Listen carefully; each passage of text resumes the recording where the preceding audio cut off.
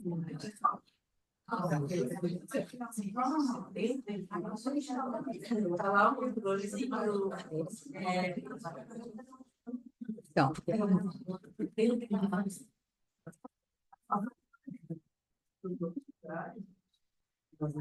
bom dia, colegas, a todas e a todos. É muito bom a gente poder se reunir hoje, contar com a presença da Isildinha novamente conosco, né? Hoje a ideia é a gente poder ouvi-la sobre os desafios das ações afirmativas nas instituições psicanalíticas. A gente vai ter um tempo, então, para ouvi-la, depois para o debate. Um pequeno currículo. A Isildinha Batista Nogueira é psicanalista. A gente esteve o ano retrasado, 23, estava olhando aqui, com ela, né, falando do seu livro Acordo Inconsciente, Significações do Corpo Negro, que é fruto do seu trabalho de doutorado, né? A tese de doutorado era intitulada Significações do Corpo Negro, né? No livro Uma Coragem a Mais tornou... Porque a academia dizia que inconsciente não tem cor, então eu não podia falar sobre a cor do inconsciente, né? Quando saiu o livro, aí eu tive essa liberdade, mas antes de mais nada, bom dia a todos. Vocês, um prazer estar aqui e me recordo do quão emocionante foi nosso primeiro encontro, né? Foi algo que nos tocou muito profundamente. Tínhamos aqui um garoto de 16 anos, um garoto negro, né? Espero que seja esse nosso encontro agora, nesse momento, também bom, também que nos traga alguma possibilidade de pensarmos e ampliarmos a nossa escuta analítica, né? Eu cortei você e a gente... Posso seguir? Sim? Só um minutinho, não está gravando? Não sei. Tá, Podemos seguir? pode seguir. Então, vamos lá, né? Pensar os desafios das ações afirmativas, né? Efetivamente, quando a gente fala em ações afirmativas, nós estamos falando nas relações raciais, especificamente sobre negritude. Eu quero e gostaria que esse conceito pudesse se ampliar. Um grande amigo e querido, acabei de fazer o prefácio do livro dele, que saiu aqui no Brasil, A Raça no Divã, da Miauch. Ele amplia esse conceito de raça e eu absolutamente o apoio nisso, né? Até porque quando a gente pensa raça, nós estamos falando de racismo, e o racismo, diferente do preconceito e diferente da discriminação, que não são coisas iguais. No Brasil, a gente costumava usar a palavra preconceito como sinônimo de discriminação e de racismo. São três conceitos completamente diferentes, né? O preconceito é parte daquilo que nós somos como seres humanos, temos a nos defendermos e defendermos nossas ideias, como pensamos o mundo, né? Se eu sou corintiana, eu vou dizer que os são paulinos são pó de arroz, né? Eles não são bons, né? Isto é o preconceito, né? Acerca do outro e das coisas, é um preconceito. A discriminação tem a ver com segregação, né? Quando eu falo de discriminação, eu estou falando acerca da segregação. Quando falo do racismo, eu estou falando da desconstrução e eliminação do outro. Até porque o racismo se pretendeu científico, né? Com base, desde Gobineau, com base na biologia, né? Há um defeito genético naquele que deve ser destruído, desumanizado, portanto, destruído. Então, efetivamente, quando a gente pensa, né, hoje, de maneira mais ampliada, a gente consegue estender isso para o sofrimento das outras diferenças, ou seja, né, dos LGBTQIA+, né, que são mortos sem razão de ser, né? E por que são mortos? Porque se acredita que sejam inferiores racialmente, né? Por isso que há a ideia de eliminação. Mas, voltando para a nossa especificidade, eu não pretendo ser uma pessoa essencialista que pensa só a minha questão como negra, né? Mas quero ampliar esse conceito para todas as diferenças. Mas, efetivamente, falando da questão da negritude, que é um pouco que nós vamos estar discutindo e trabalhando no dia hoje, principalmente a escuta clínica, o sujeito negro, né? Como que ele se estrutura e a partir do que. Mas antes de iniciar uma fala com vocês, eu costumo fazer uma fala que não mais consigo falar a respeito, sem que a gente possa se fazer uma questão: que racista sou eu? Né? Porque o racismo, enquanto uma entidade, ele demanda operadores. Quem são os operadores do racismo? Uma coisa é eu entender como o racismo atravessa o branco e como o racismo atravessa o negro. São formas diferentes de atravessamento e de lugares também, né? Num sistema, né, colonial, o racismo, né, ele era anterior ao colonialismo, mas o colonialismo se utiliza do racismo para a dominação, para a exploração, né? E faz uma desconstrução da humanidade, do negro, dos indígenas, enfim, de toda a diferença, né? Ele é, sobretudo, uma questão socioeconômica, inclusive, né? Então, é muito importante que... Albert Memmi dizia isso. Albert Memmi era um contemporâneo do Fanon, um conterrâneo do Fanon, né? Ele dizia... Ele tem um belíssimo livro que chama-se Racismo, e ele dizia: o racismo precisa de operadores. Se eu pergunto para uma pessoa, você é racista? Ela diz, eu não, mas eu sei quem é, né? Então, enquanto a gente não assumir o nosso próprio racismo, de que lugar nós somos racistas, não tem possibilidade de mudança, mas de perpetuação, né? Não tem como mudar algo do qual eu não reconheça nele, né? É o outro que é. Então, eu não vou operar nenhuma mudança. Então, eu sempre digo, né, é preciso que a gente comece a pensar essas questões a partir de entendermos que a gente nasce e vive numa sociedade estruturalmente racista. Ninguém escapa às estruturas de poder. Portanto, nós somos todos racistas, né? Como o racismo me atravessa é uma questão, como atravessa os brancos é outra questão, né? Quando, conversando com as colegas aqui agora no cafezinho, eu estava dizendo para elas que, quando eu disse pela primeira vez, foi um reboliço enorme, né? Clínica não é militância, militância não é clínica, o movimento negro enfureceu, né? Porque eles tinham uma firme convicção de que o fato, a luta política podia curar as mazelas do racismo, né? A luta política é importante, ela define muito, né, do que nós temos como políticas públicas, como cidadãos, enfim, é a luta pela cidadania, a luta por um lugar, já que somos excluídos, mas esta luta pelo lugar é diferente, né? Ela tem uma palavra de ordem, ela tem uma demanda, ela tem um objetivo. Análise, a psicanálise não é normativa, né? E, portanto, não dá para pensarmos um objetivo, né? Quanto tempo demora um processo analítico? Um mês, 2 meses, 3 meses, 20 anos? Falávamos hoje de pacientes que estão conosco há mais de 20 anos, né? Então, esse é um outro processo de um outro lugar onde nós pensamos a singularidade do sujeito, o sujeito do inconsciente, né? O sujeito do inconsciente é atravessado pelo cidadão, sem sombra de dúvida. Nunca existiu e jamais existirá neutralidade na psicanálise. Os psicanalistas são seres humanos, não são OVNIs caídos do céu. E, portanto, nós, os psicanalistas, não existimos à parte das estruturas de poder. Então, somos influenciados por classe, religião, né? Partido político, enfim, tudo aquilo que constitui a estrutura de poder, estamos, né, certamente atravessados por essas estruturas de poder. Mas somos formados para fazer uma escuta, né?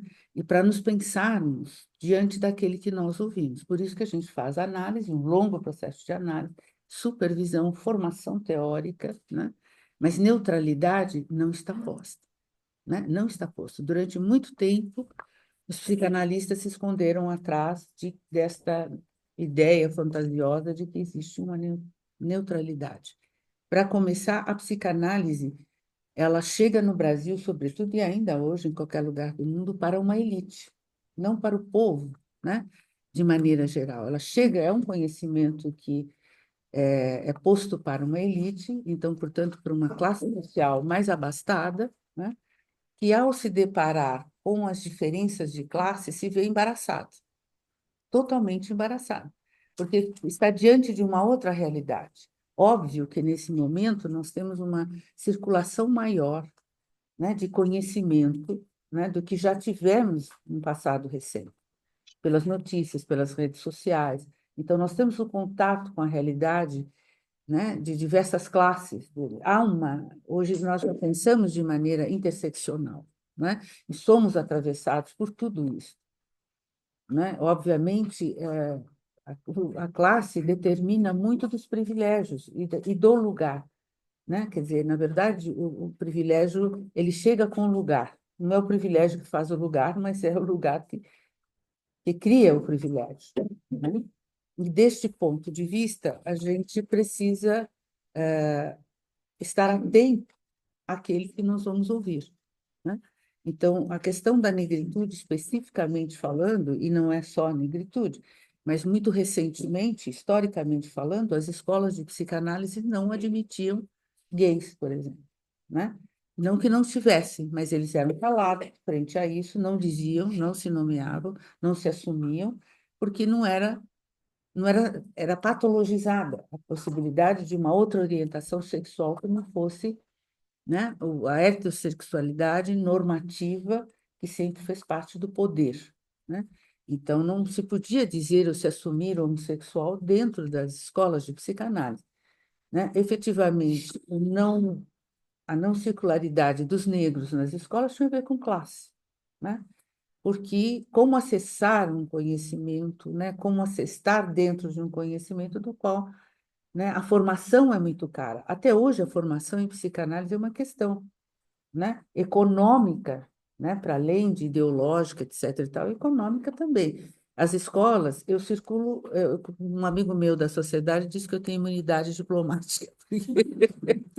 Eu circulo por todas as escolas e converso com todos com grande prazer, porque acho que nós precisamos disso, trocar ideias, né? Aprendermos juntos, né? Que eu costumo dizer. Quando eu vou fazer uma fala, eu acho que eu mais aprendo do que posso passar qualquer conhecimento, né? Porque é na diferença das escolas, né? No modo de se organizar, que a gente vai aprendendo. Eu me sinto privilegiada, porque eu vou para o espaço Analytique, em Paris, eu vou para os ateliês, vou aqui para o Corpo Freudiano, ou para a sociedade ligada aí, a brasileira, eu estou aqui com vocês na Pô. Quer dizer, mais aprendizado do que isso, impossível, né? Mas é preciso que a gente possa pensar, né, a complexidade disso. Para as escolas, a questão da inclusão é um trabalho enorme, porque as escolas têm que bancar o analista que chega, né? Não só economicamente, né? Então, tem que fazer uma provisão para poder, né, que essa pessoa possa vir fazer análise, fazer supervisão, fazer os seminários, né? Não só no sentido do ponto de vista econômico, mas também do ponto de vista conhecimento, né? À medida que nós somos completamente segregados, socialmente falando, o acesso ao conhecimento também ficou, né, prejudicada de uma certa maneira. Então, as pessoas que vêm para a formação nas escolas, né, de uma classe social mais abastada, todas falam uma língua, já viajaram, conheceram lugares diferentes. As pessoas que vêm das periferias têm outra possibilidade, né? Eu tive muita sorte, apesar de ter feito a minha vida toda escolas públicas, inclusive a universidade, eu sempre fui uma pessoa muito curiosa, né? Meu passeio predileto era a biblioteca, então, aos sábados. Então, eu pude acessar, né? E curiosa, e querendo conhecer e saber, perguntava aos professores, mas qual a oportunidade de quem vem da periferia e de um processo de segregação? Absolutamente, né? Que não permite essa possibilidade, né? De troca. Como se prepara para estar, né? Para ter, afinal de contas, a psicanálise ela nos propõe conhecimentos mais amplos, literatura, filosofia, né? Então, as escolas precisam bancar, inclusive, isto, como trazer um certo conhecimento que é natural para uma determinada classe, para aqueles que vêm de uma outra classe, de um outro lugar, como é conviver com a diferença, né? Os brancos não têm o hábito, não têm, eu vejo na USP, eu faço parte de um grupo que atende os estudantes, né? Na verdade, eu sempre dou supervisão, eu faço fala de formação para os psicólogos que estão em formação e jovens analistas em formação, para atender os estudantes que vêm das ações afirmativas, né? Eles se matam, eles deprimem dentro da USP, entram em depressão, e aí quando a gente conversa com eles, mas o que que acontece? Ninguém quer fazer grupo comigo. Quando eu venho das férias, eles foram para a França, eles foram para a Inglaterra, foram para os Estados Unidos, eu não saí do lugar. Então, eu não tenho conversa com eles, né? Assim, não tem essa possibilidade. A separação de classe fica evidente. E aí, como que a gente inclui, né? Como que a gente olha para essa diferença? Primeiro, não escondendo a diferença, falando sobre a diferença, né? Nos disponibilizando para trocar com o outro, né? Porque, obviamente, Freud era cultíssimo, então ele inventou a psicanálise, mas, né, o conhecimento dele de filosofia, né, de história, de antropologia, era muito amplo, de literatura, né? Então, assim, óbvio que quem teve um acesso maior à, né, à formação, né, de escolaridade, tem facilidade de ler o Freud. E quem não teve isto tem mais dificuldade, né? Então, a questão não é só colocar a pessoa, trazer a pessoa para o ambiente, né, de uma determinada classe social, mas é como que a gente inclui essa pessoa. Há uns 2, 3 anos atrás, numa fala com a Vânia Cidade, eu disse, olha, que é uma psicanalista famosa, negra, do Rio de Janeiro, uma pessoa maravilhosa, eu disse, a gente precisa pensar como vamos fazer esta inclusão, se nós vamos ter analistas de primeira e segunda classe, né? Como que nós vamos fazer essa inclusão? Então, fazer a inclusão das escolas vai demandar o lado cidadão, né, da instituição, de como nós pensamos, né, essa questão da inclusão, de estarmos juntos com aqueles dos quais não se conviveu a vida toda. Respeitar o conhecimento do outro, o que ele traz, a cultura do outro, e apresentar uma outra cultura, né? Para que não haja posturas essencialistas, como a gente vê hoje, né? Assim, posturas não necessariamente dentro da psicanálise, mas no próprio movimento negro, né? Só nós, os negros, vamos falar de nós. Que pena, que pobreza. Eu me avoro a falar sobre brancos, não só sobre mim ou sobre a negritude. Somos seres humanos. Costumo dizer, aliás, é uma frase que eu termino a apresentação do livro do Tânia: na diferença somos um na nossa humanidade, né? Somos seres diferentes. A psicanálise nos propõe a pensar a singularidade. E pensarmos a singularidade do sujeito negro, a minha proposta no Acordo Inconsciente, é pensar uma metapsicologia do sujeito negro, né? Como que se dá a constituição do sujeito negro, né? Efetivamente, é diferente. Se nós pensarmos a psicanálise que começa a aparecer, né? Freud começa a nos apresentar a psicanálise em final do século XIX, século XX, pensada em cima de uma família pequena burguesa europeia, né? Papai e mamãe presentes, né? Se pensarmos como vamos pensar o sujeito negro, até bem pouco tempo o sujeito negro era absolutamente patologizado. Não é aleatório que os hospitais e clínicas psiquiátricas do passado recente tinham 99,9% de pacientes negros, né? Porque ninguém dava conta de ouvir esse sujeito e de entender como esse sujeito nem se considerava que fosse sujeito, porque ser sujeito envolve as figuras de parentalidade, como um sujeito, né, que já nasceu, né, com uma estrutura familiar fragmentada por uma questão histórica. Porque quando os negros chegaram, escravizados, né, vieram para o Brasil, eles eram mercadoria, objetos, eles não podiam formar família, porque senão não seriam facilmente vendidos. Então, os senhores de escravos não permitiam que eles se casassem entre si e que tampouco tivessem uma família, formassem uma família, porque era mais fácil desmembrar, né? As mulheres negras sofriam severos processos de pós-parto, psicotizando, porque perdiam seus bebês, né? Eles ficavam até o terceiro mês, mas elas não tinham direito de amamentar o próprio filho. O filho era amamentado por quem passasse pela senzala, né? Também estivesse amamentando. Né? A mãe preta vem desse lugar de que essa mulher superava esse porpério alimentando o filho do senhor branco. E ela fazia aquele filho ser seu filho.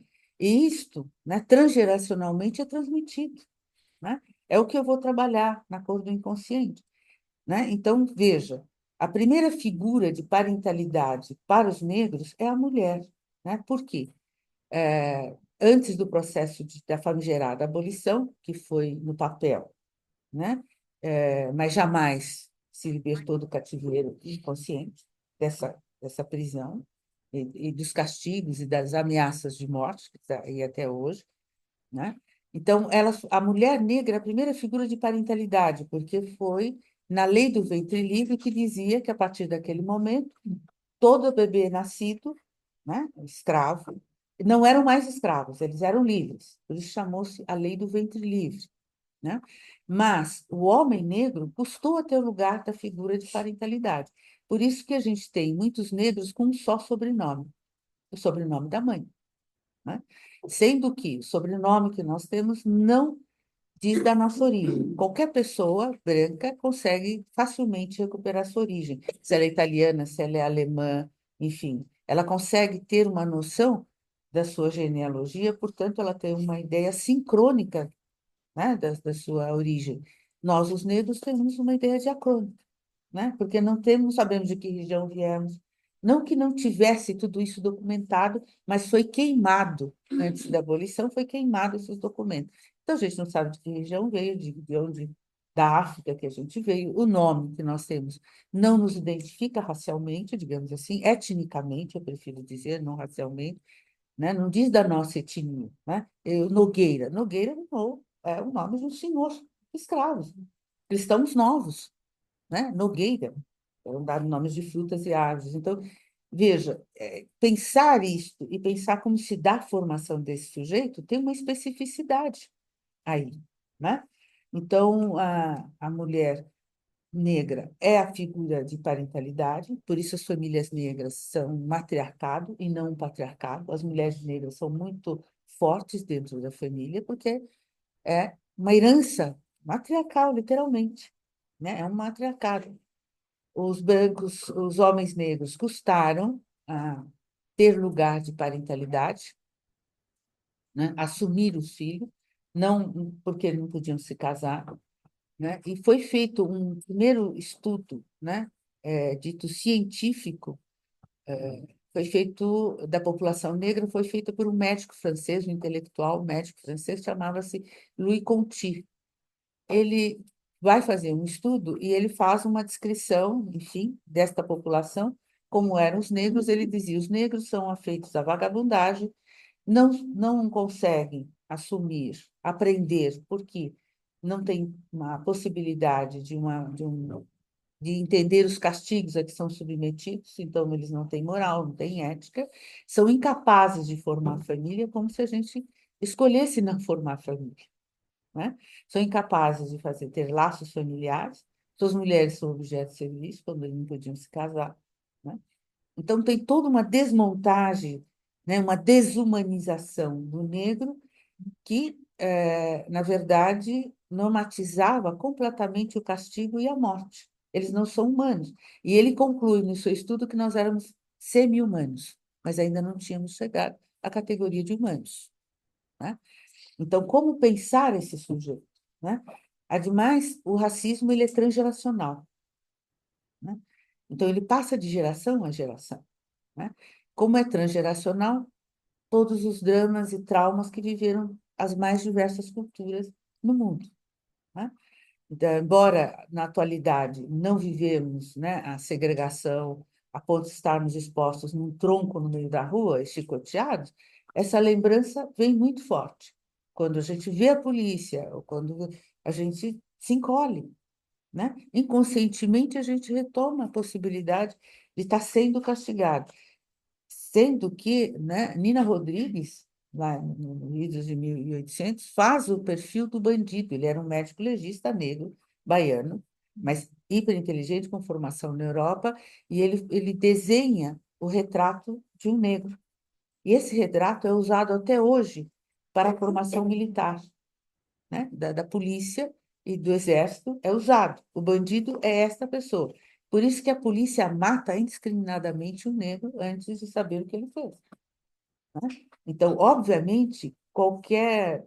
Eu atendia um garoto que a mãe dizia para ele que ele não podia usar, por exemplo, um moletom de capuz, porque ele seria morto. E ele falava, eu uso mesmo assim, mas quando eu vejo de longe a polícia, eu tiro, ponho as mãos fora do bolso, que é para a polícia não achar que eu vou pegar uma arma e me matar antes disso, né? Então, veja, como diria o Jurandir, ser negro é viver constantemente, sem trégua nenhuma, né? A ameaça de ser morto, de não existir, de não ser visto como um ser humano, né? Então, é preciso que a gente leve em consideração, né? Ah, efetivamente, nós só existimos sujeitos no olhar do outro, né? Então, há um desejo de brancura. Eu diferencio brancura de branquitude. Brancura é um desejo próprio da humanidade, brancos ou negros ou chineses, enfim. Brancura significa majestade moral, ética, beleza física, né, científica, que é o desejo de todos, né? No negro, isso assume um lugar, né, diferenciado, que é a possibilidade de ter um lugar. Então, eu desejo ter tudo isso para poder ter um lugar. E mesmo quando eu tenho isso, não necessariamente eu tenho um lugar, né? Eu sou uma pessoa.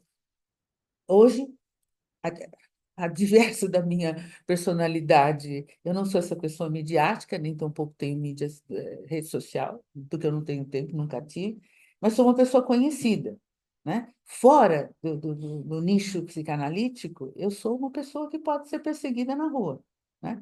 Eu tenho um consultório que fica num bairro de classe média alta, moro e tem consultório, e sextas-feiras eu estou de branco, onde quando o Jaime foi um dos carros, o Jaime me viu de branco. Eu entrei no elevador, uma senhora entrou comigo, ela me disse, você pode me indicar uma babá? Né? Nada contra, não estou dizendo que o serviço de babá é ruim ou não é bom. Trabalho é trabalho e todos os trabalhos são bons. Mas para ela, eu só podia estar numa posição de subalternidade e não ser professora doutora ou a psicanalista, né? Então, facilmente nós somos retirados da nossa identidade, né? Então, as escolas, pensando nas ações afirmativas, precisa pensar em tudo isso, né? Como é que chega o sujeito negro, né? Vocês têm aqui, no Rio Grande do Sul, um psicanalista que eu adoro, amigo, querido. Ele me disse uma vez, assim, eu me reconheci negro há muito pouco tempo, né? Ele era um psicanalista, mas há muito pouco tempo eu me vi negro. Eu não me achava negro, né? Porque ele é um mestiço, efetivamente, né? E é mais difícil ainda, né, para os negros de pele clara, né? Os negros de pele clara não têm lugar na comunidade dos negros porque não é negro o suficiente, não tem lugar nos brancos porque não é branco o suficiente.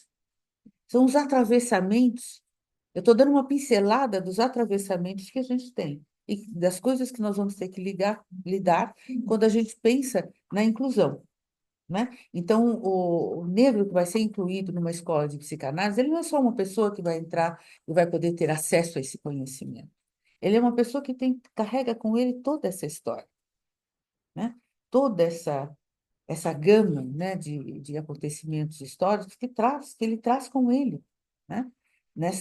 Efetivamente, nós só existimos sujeito no olhar do outro. Então, não é a fala do outro só que me tira do meu lugar, o mero olhar vai poder me tirar do meu lugar, da minha identidade.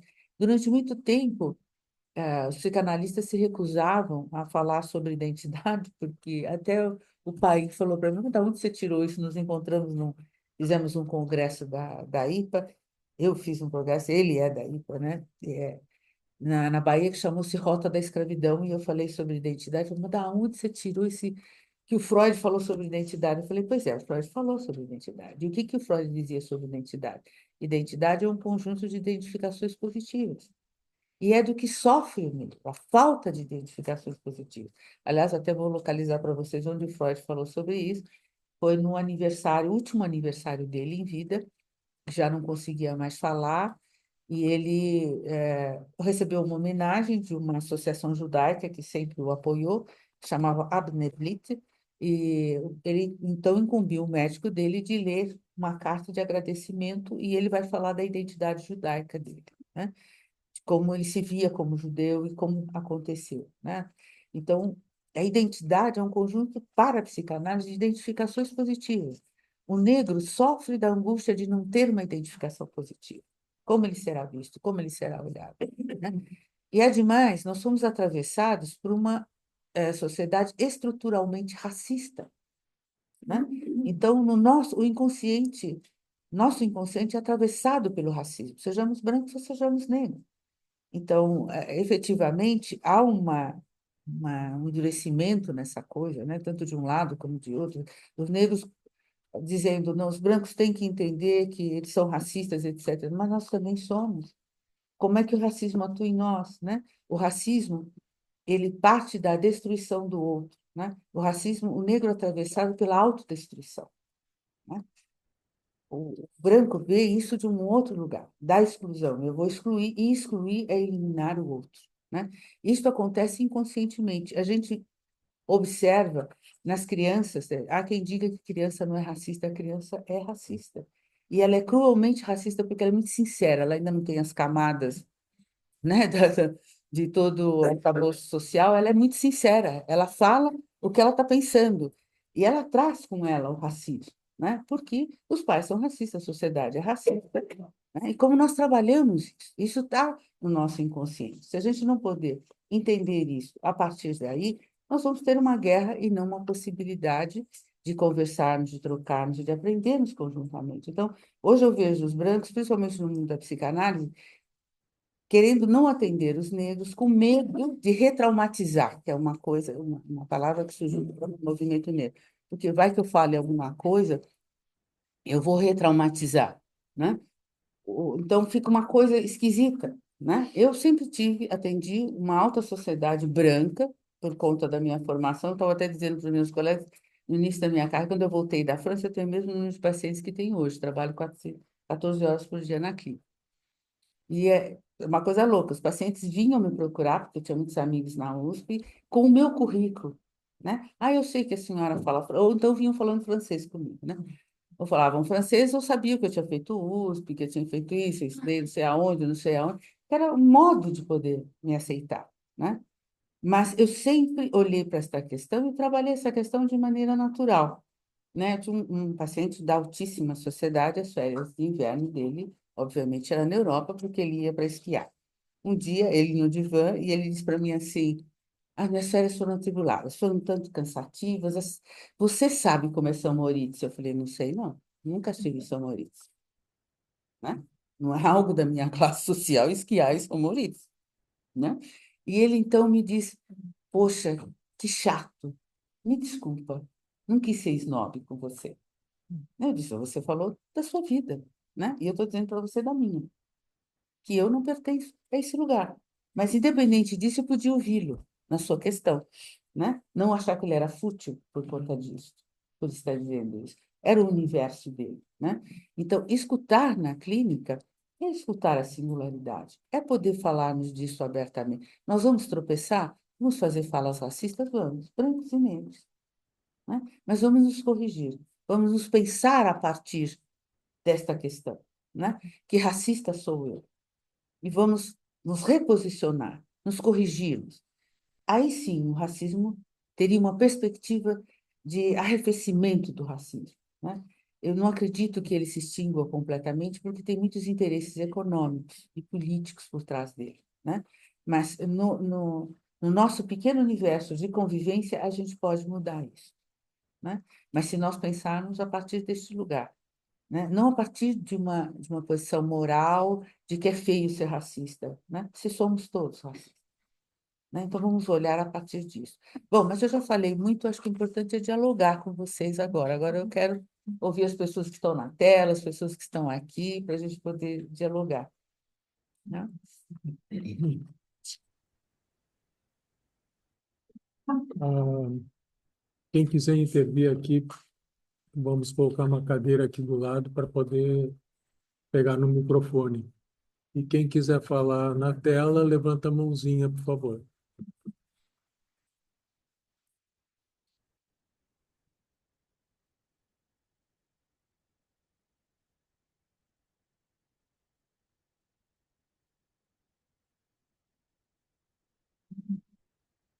Acho que eu vou fazer uma primeira questão para dar uma aquecida aqui no debate.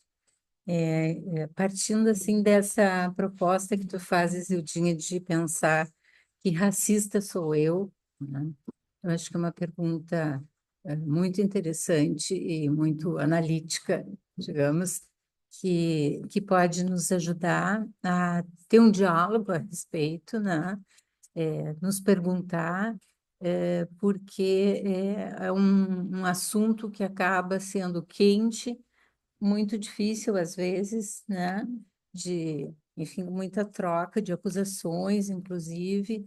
Então, poder partir dessa pergunta, que é um pouco a pergunta que o Freud colocou para Dora no, né, quando ela se queixava do que faziam com ela, e ele diz: e qual é a tua parte nessa desgraça da qual tu te queixas, né? Eu acho que tem um pouco essa pergunta nessa origem, que é uma pergunta que está sempre no nosso trabalho analítico, né? Quando um paciente vem, quer dizer, o que que tu faz com o que fizeram contigo, né?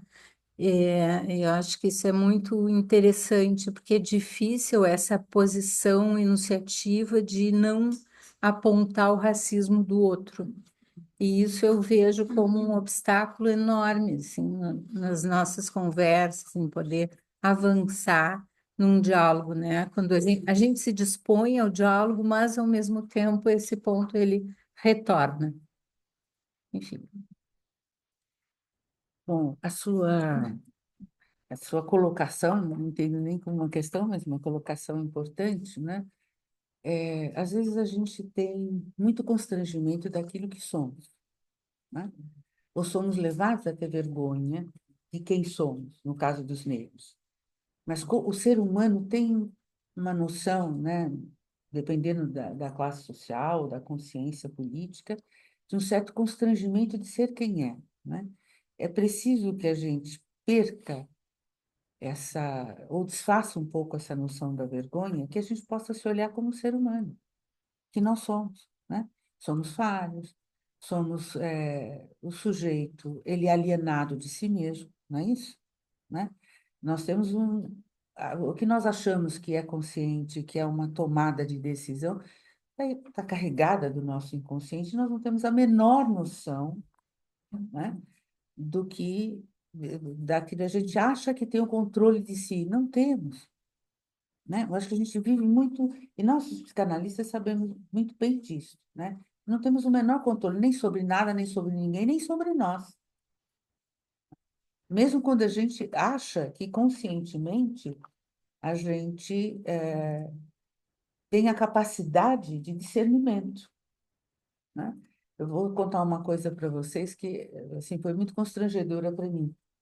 O marido de uma amiga faleceu, e eu então fui ao velório, mas eu sempre olhei para ele com uma certa reserva, que eu achava que ele a fazia sofrer, de uma certa forma.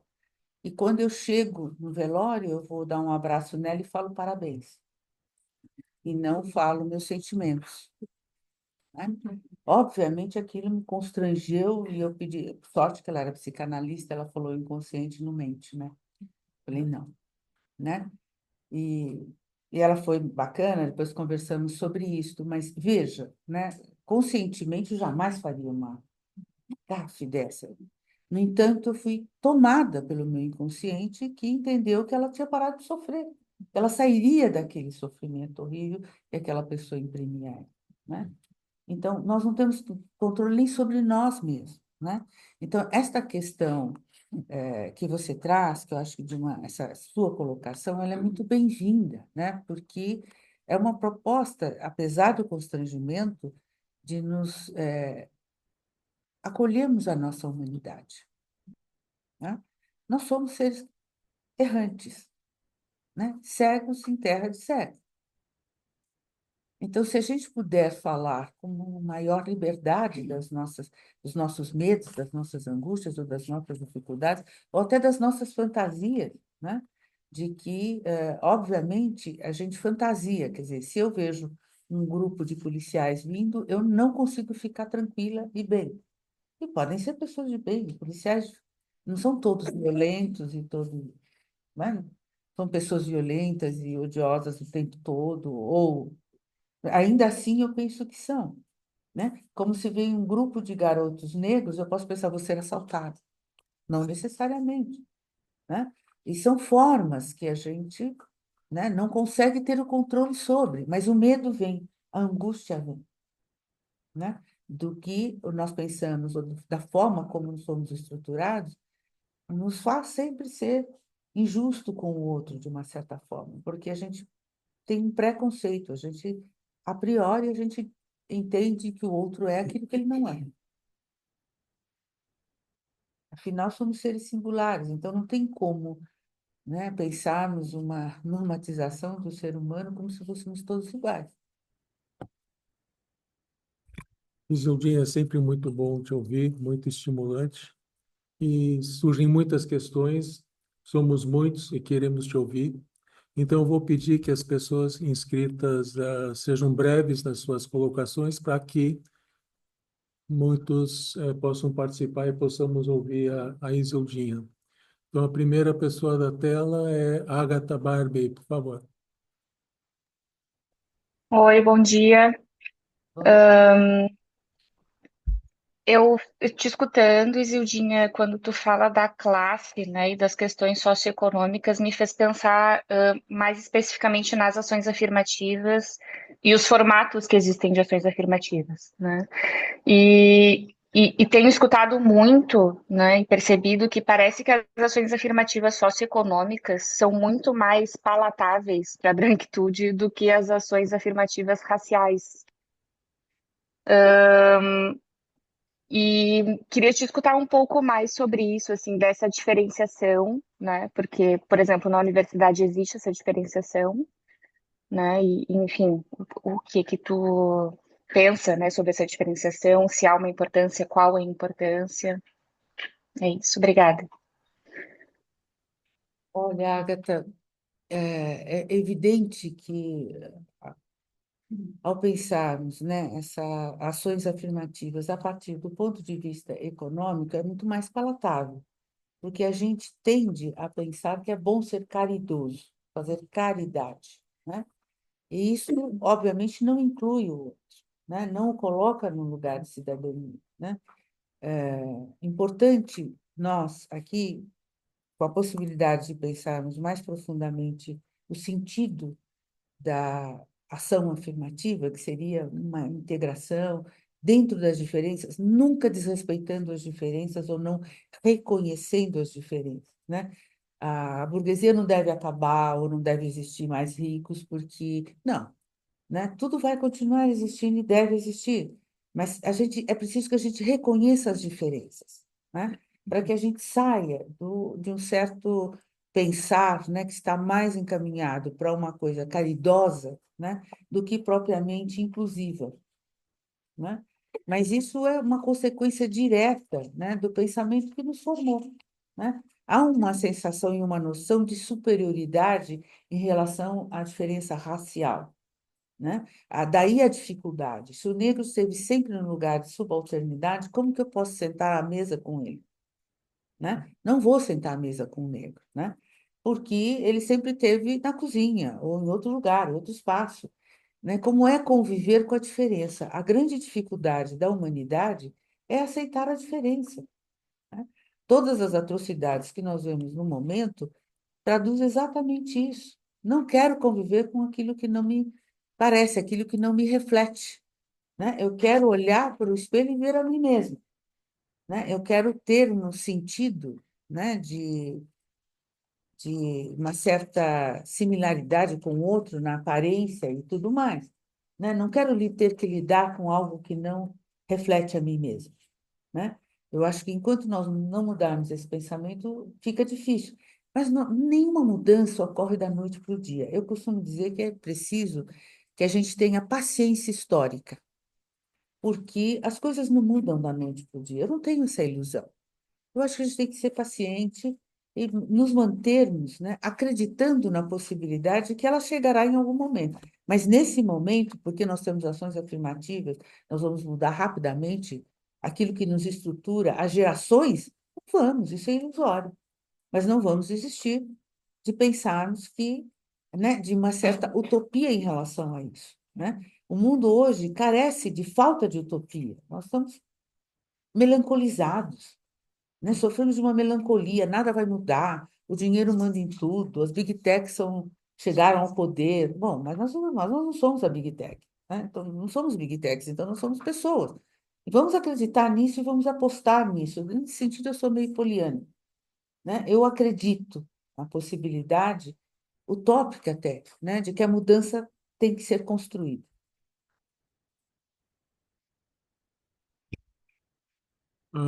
Vamos dar uma rodada, né, para poder reunir questões e, por favor, digam de onde vem. Eu sei que a Agatha, que acabou de levantar uma questão, é da SIG, e agora o próximo inscrito é Tiago. É bom te ver de novo, estiveste aqui da outra vez. Tem que vir aqui para frente, Tiago.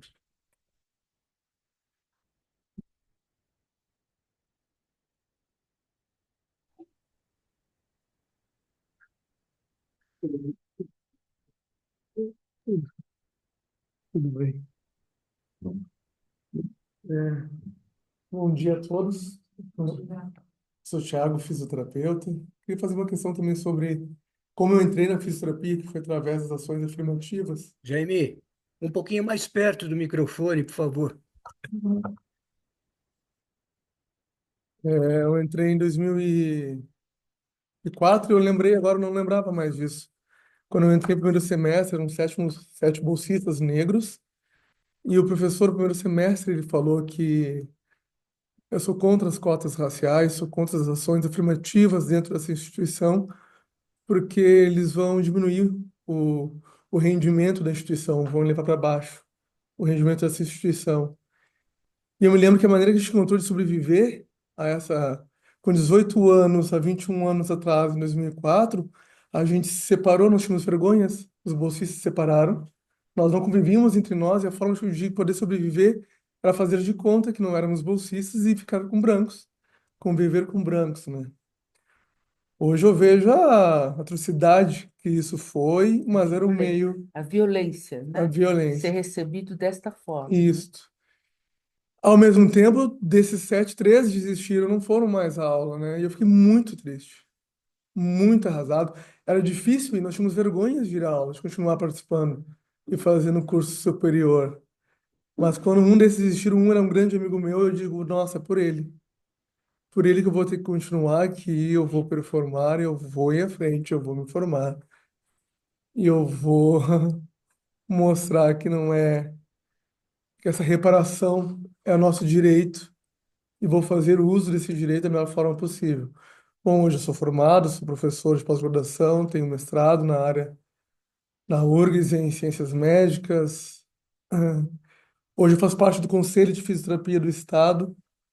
Eu faço parte de um grupo de equidades, nós estamos falando sobre equidades dentro da fisioterapia, como atender povos minorizados.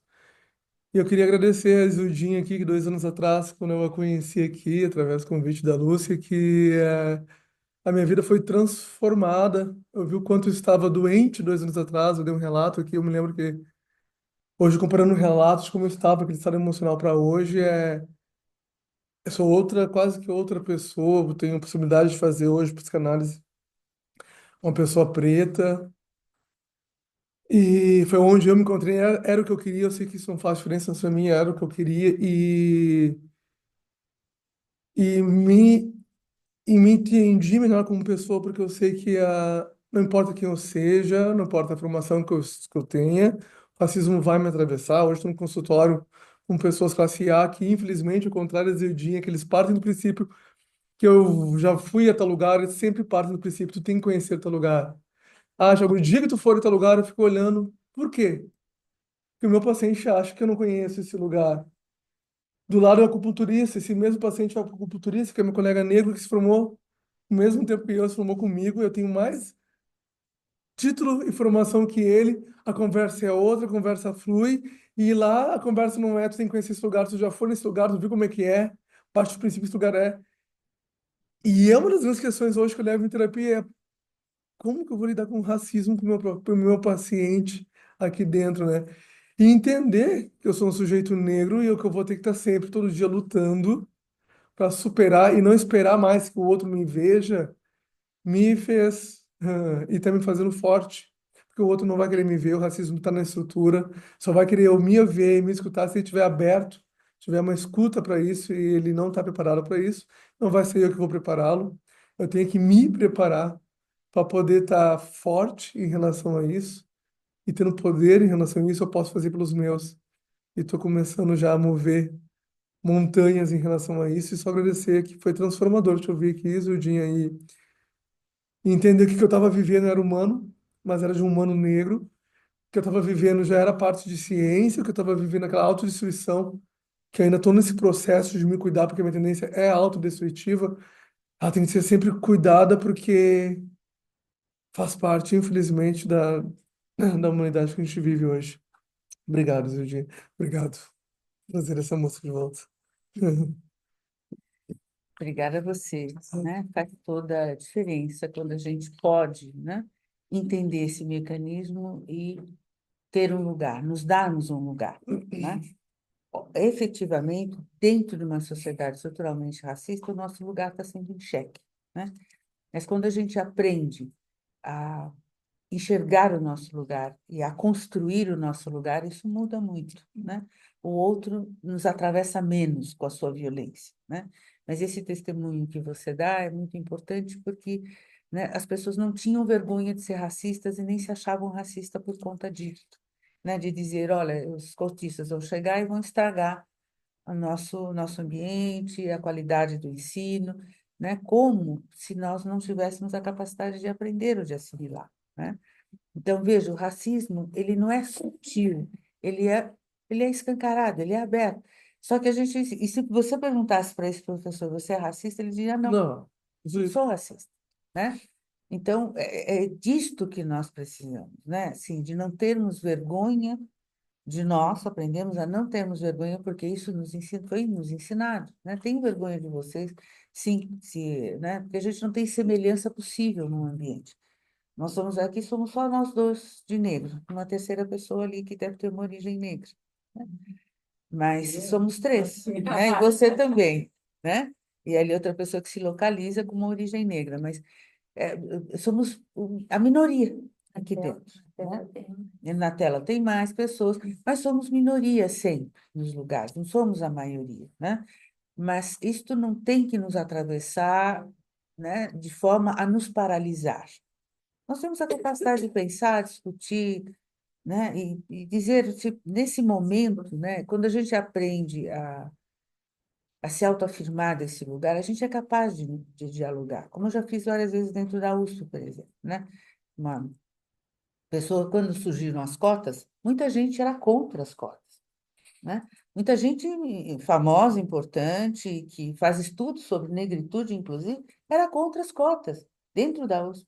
Eu dizia, qual é a sua... Por que você pensa que a gente, né, não tem essa possibilidade, né, de sermos incluídos? A pessoa não sabia responder, né? Não que ela não soubesse o que ela gostaria de responder, mas ela se envergonhava, porque ela certamente ia ter que responder, acho que você não tem capacidade para, né? E onde se ancora esse pensamento?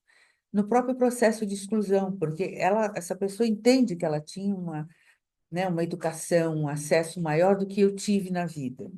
Então, isto era a explicação. A explicação era, você não teve acesso, eu tive acesso, né? E assim, você vai continuar nesse lugar de não acesso, porque não vamos parar o nosso tempo para incluir você. Então, a instituição psicanalítica, ela tem que diminuir a sua marcha nesse sentido, né? De trazer, de ter paciência, né? De incluir, de trazer a possibilidade desse ser um psicanalista, né? Não vai diminuir a sua qualidade, né? De conhecimento, de produção em função disso. Mas é preciso dar mais atenção, e dar atenção ao outro não significa né? Que há uma perda. Não há uma perda, há um ganho, né? Afinal de contas, transmissão é transmissão, né? E a gente precisa pensar nisso. Já imaginou como seria, né, a vida das crianças se ninguém parasse para ensinar? Eles aprendem tudo, né? Na parentalidade, a gente está ensinando o filho, né? Nas escolas, a criança está aprendendo com o professor. Tem que ter um momento, né? E mesmo dentro das instituições, né, no processo de transmissão, aprendemos uns com os outros, né? Nem sempre numa discussão a gente estuda os mesmos textos há anos, né? E ninguém pode dizer que sabe tudo. Eu, cada vez que leio o mal-estar na cultura ou na civilização, aliás, eu aprendi esse texto como clínico. E as pessoas, na França, a gente aprendia como um texto clínico, não como um texto sociológico ou político. Mas quando eu olho para ele hoje, né, com outro olhar sociológico ou político, ele também é importante. Eu posso ler 500 vezes esse texto, porque eu sei que eu não sei tudo a respeito dele, né? É ruim quando a gente pensa que tudo sabe, né? E, aliás, gente, conhecimento não é sabedoria, infelizmente, né? Infelizmente, conhecimento não é sabedoria. A gente pode conhecer muito e não ser sábio, né? E temos a possibilidade, a prerrogativa de estarmos mais do lado da sabedoria do que do conhecimento, mas é duro chegar lá. A gente não chega da noite para o dia e talvez nem consigamos, né? A gente viu pessoas sábias, para mim, é um Mujica da vida, né? Era um Francisco, né? Eram Sócrates, eram figuras muito extraordinárias, né? Mas a gente tem esses exemplos, né? De figuras que souberam pensar e deixaram um legado importante, né? Então, a gente deve se orgulhar menos do nosso conhecimento, né? Acharmos, não ficarmos com essa ideia de que somos poderosos porque conhecemos, né? Às vezes, uma pessoa analfabeta pode me ensinar muita coisa.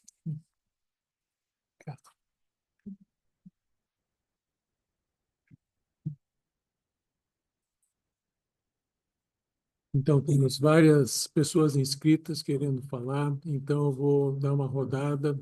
Primeiro a Carla.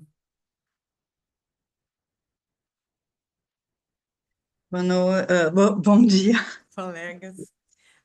Ou boa noite, não sei por que veio.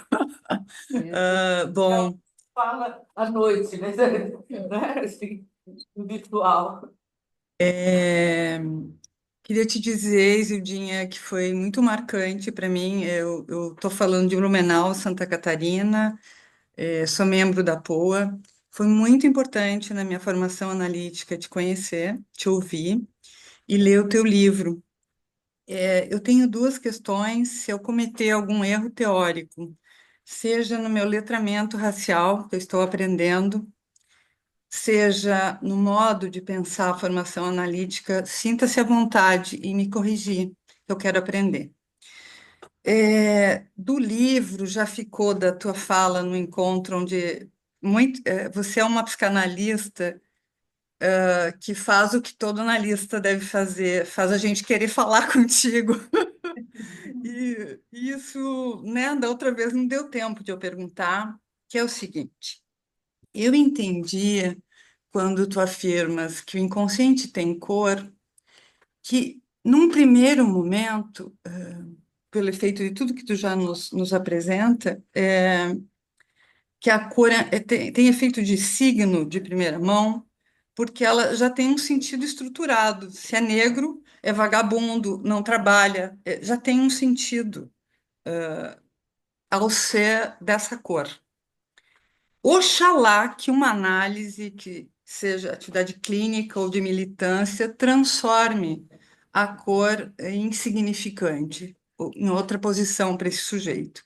Aprendi isso também e te digo que usei o teu livro num ensino que eu transmito pela POA, que é Psicanálise, Literatura, Feminismos Negros, e o livro do Tenório, O Avesso da Pele, onde o pai diz para o guri: olha, tu vai ter que fazer o avesso, tu vai ter que ir além da tua cor, né? Então, eu queria ver se eu entendi isso, se está correto esse pensamento, né? Um outro ponto que tu traz hoje, que eu acho que é um ponto um pouco espinhoso, mas a gente tem que encarar.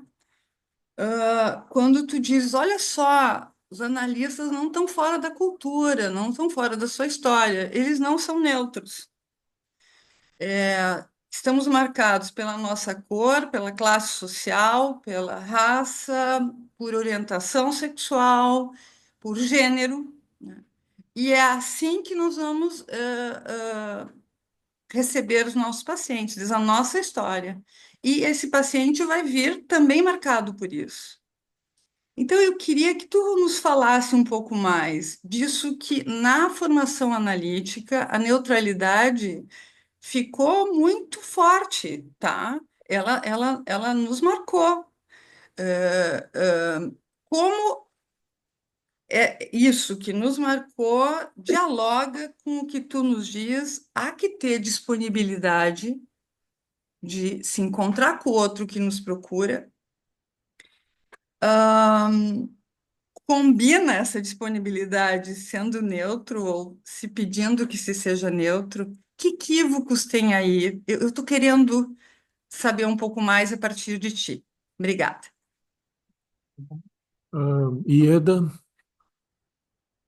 Tem que ver aqui, né? Tem uma cadeirinha aqui.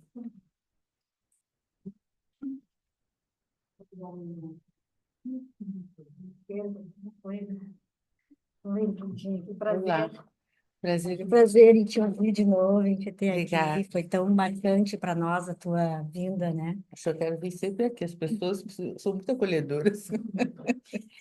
Mas acho que eu queria agradecer a ti por estar novamente aqui, né, e aos colegas da linha que organizaram a tua vinda, mas também agradecer ao governo, ao primeiro governo Lula que criou a política de cotas, assim, né? Acho que se é algo que realmente foi realmente revolucionário, foi realmente de mexer nas estruturas, né, do país, é a política de cotas, né? Acho que o depoimento que o Thiago deu antes exemplifica isso de uma forma assim muito pungente, né? Então, mas eu acho que tu traz tantas questões, eu queria destacar um ponto que achei extremamente importante, a diferenciação que tu nos ajuda a pensar entre o preconceito, o racismo e a discriminação, né? Que é isso muito precioso, assim.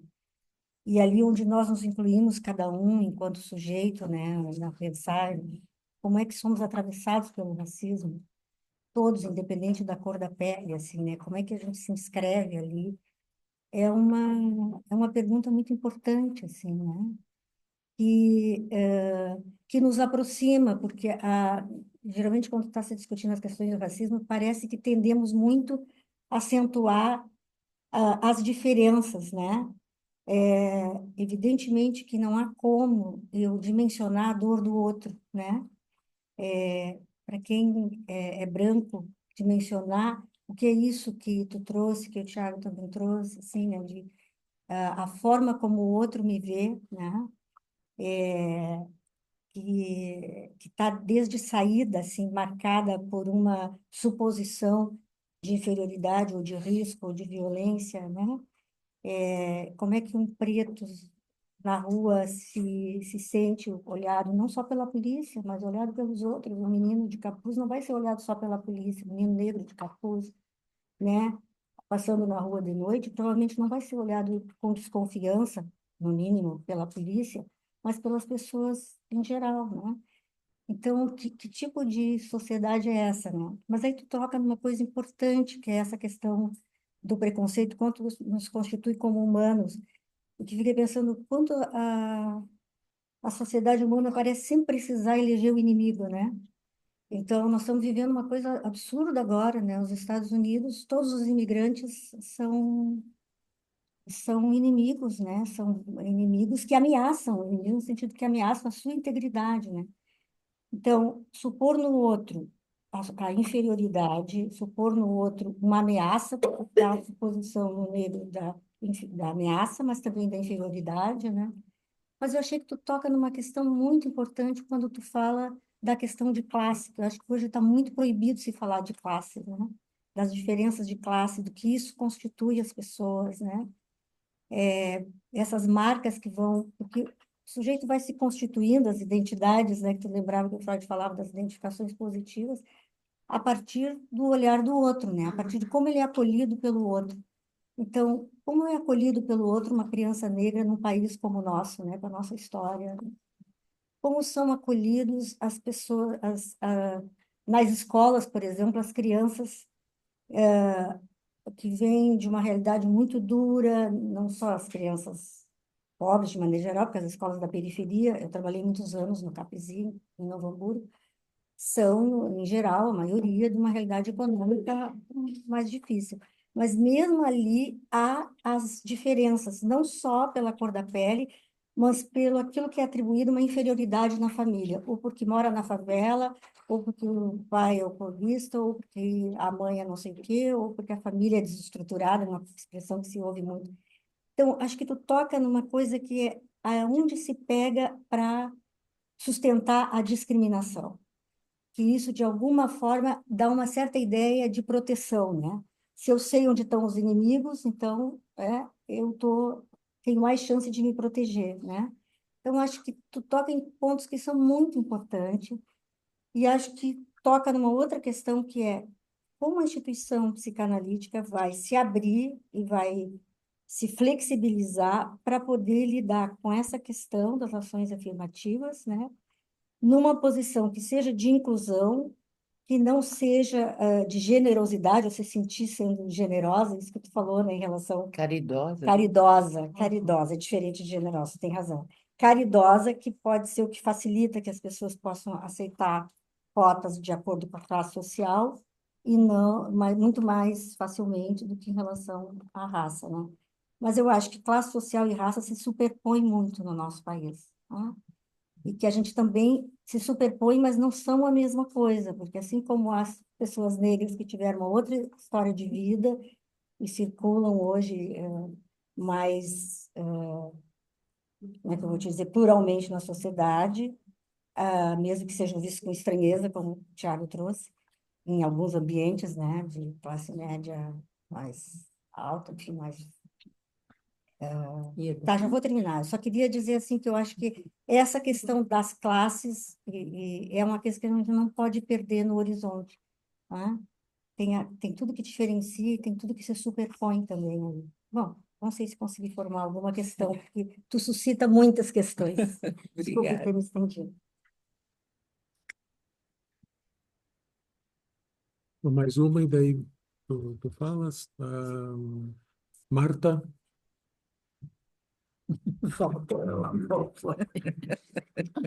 A gente fica com ele.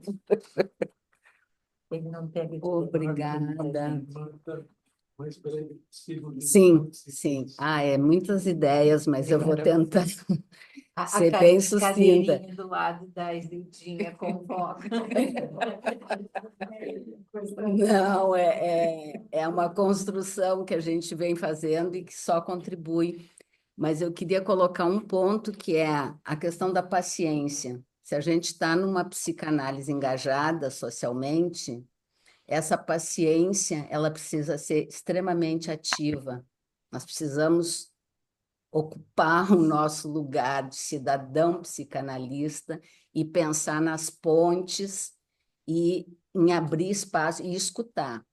Então, uma das coisas que eu, fazendo a minha parte, é um seminário sobre 35 anos do ECA, e que a gente está em parceria aqui com o Instituto Apoa e com o Núcleo da Infância e Adolescência, pensando em escutá-los, estabelecer uma possibilidade de trocas, né? E um dos pontos fundamentais que a gente acha que se atravessa aí é criança, adolescente, a construção da alteridade e transversalizar esse seminário com a questão do racismo. E aí, pensando o lugar da criança e adolescente indígena, negro, LGBTQIA+, e outras coisas, porque é o sujeito se constitui, né, a partir do olhar do outro, e como se constrói essa alteridade. Então, um ponto é esse. E o outro dessa paciência ativa, que a gente precisa, dos lugares onde a gente está, facilitar, proporcionar, preparar o terreno. Preparar o terreno é isso que tu está dizendo para as ações afirmativas, né? Então, tem um trabalho aí a ser feito. Totalmente. Muito obrigada. Obrigada a você. Bom, acho que foram 3 colocações, né, que a gente teve, muito importantes. Carla, você entendeu muito bem, né? Você entendeu bem do ponto de vista do que eu tento, né, trabalhar. Efetivamente, quando a gente pensa essa questão da paciência histórica,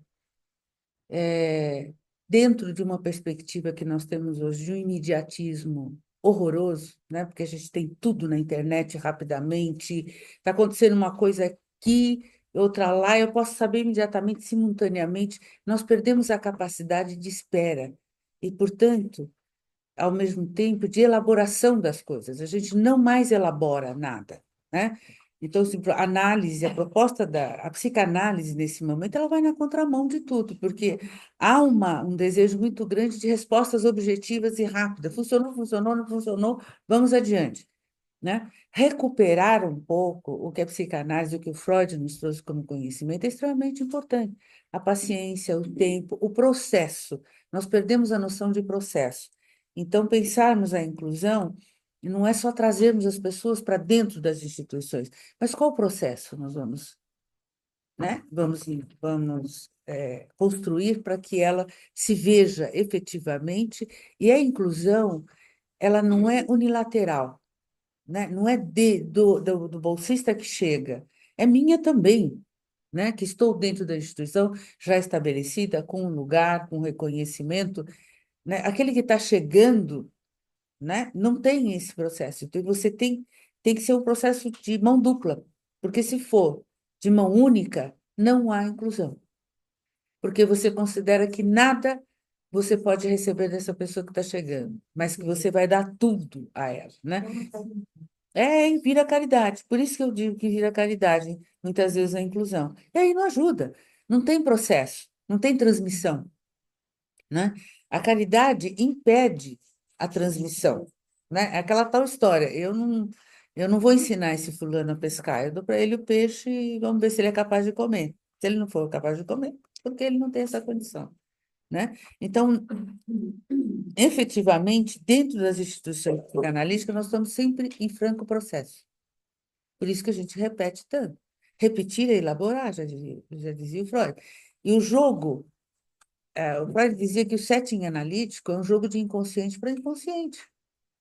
Então, eu achar que a neutralidade, como a Carla falou, é uma ferida narcísica, dizer que o analista não tem neutralidade. Eu sei disso. Eu também sou parte disso, né?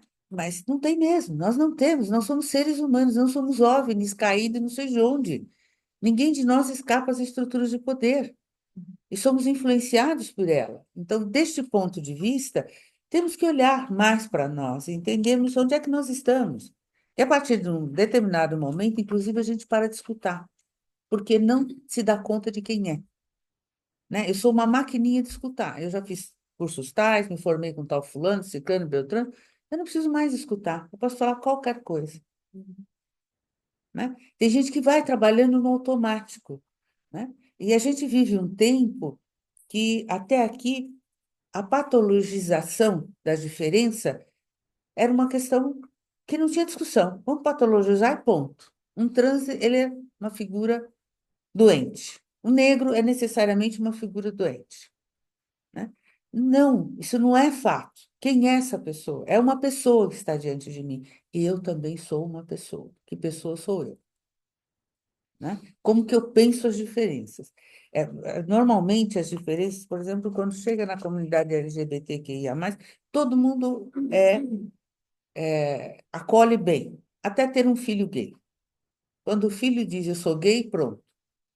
Mudou tudo, não é bem assim, eu não consigo lidar com isso. Quer dizer, será que eu não consigo lidar a partir disso ou eu nunca lidei com isso? Na verdade, eu nunca lidei com isso, né? Mas a partir do momento que essa realidade passa a ser parte de mim, da minha interação com o outro, aí eu enxergo quem sou, né? Então, nós não temos essa facilidade, né? Eu penso que a gente tem muito a conversar, né? Não tem nada construído, né? Pensar uma metapsicologia da diferença, ou da negritude, ou da transgeneridade, vai demandar muito de nós. Principalmente a gente entender como que a gente vive essas coisas. Estão distantes de nós. Eu nunca vou ser negro, então não sei o que o outro sente. Eu não tenho empatia. Mas se for um branco, eu vou ter empatia, porque eu sou branca, então vou ter empatia ao sofrimento dele. O Freud já apontava o narcisismo das pequenas diferenças.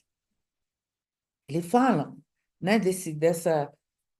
dos grupos, né, que se pertencem, que criam uma noção de semelhança fechada, né? E que, de repente, o outro grupo que não é semelhante a mim, ou que não tem qualquer traço de semelhança, não me pertence. Então, eu posso destruir o outro grupo, né? Então, é preciso que a gente possa falar mais disso. A psicanálise nunca foi neutra, jamais será neutra, e muito menos os psicanalistas, né? Ainda que o Freud pensasse a psicanálise como universal, né? Eu diria que ela é universal quando ela pensa o sujeito humano. Ela se reporta à humanidade dos seres, né? Mas quando a gente olha para as especificidades, para as diferenças étnicas, e quando a gente fala em etnia, a gente não está falando de raça, está falando das diferenças culturais, continentais, culturais, geográficas, de toda hora, geopolítica, de toda hora. Essas diferenças estão postas e também nos constituem. Essa é a questão. Por que será que nós pensamos? Essa é uma questão que eu me faço, a mim mesma. Por que será que a gente pensou num dado momento que éramos neutros com psicanálise, que a psicanálise nos tornava neutros? Por que será? Que é isso? Da onde vem esse negócio? Que é um absurdo, não tem neutralidade nenhuma.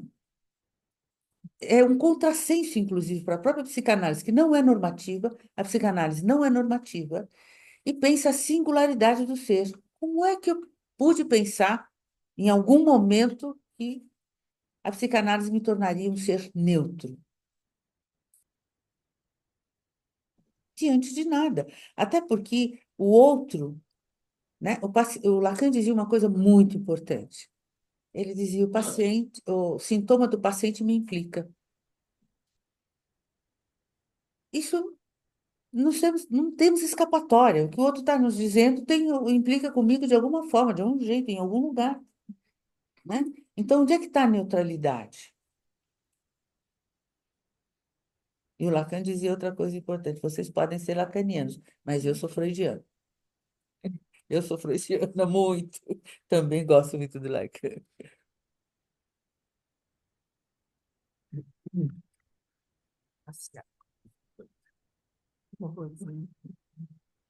Gente, as questões que a Isildinha nos traz são muito estimulantes. Queremos colocar muitas questões para ela.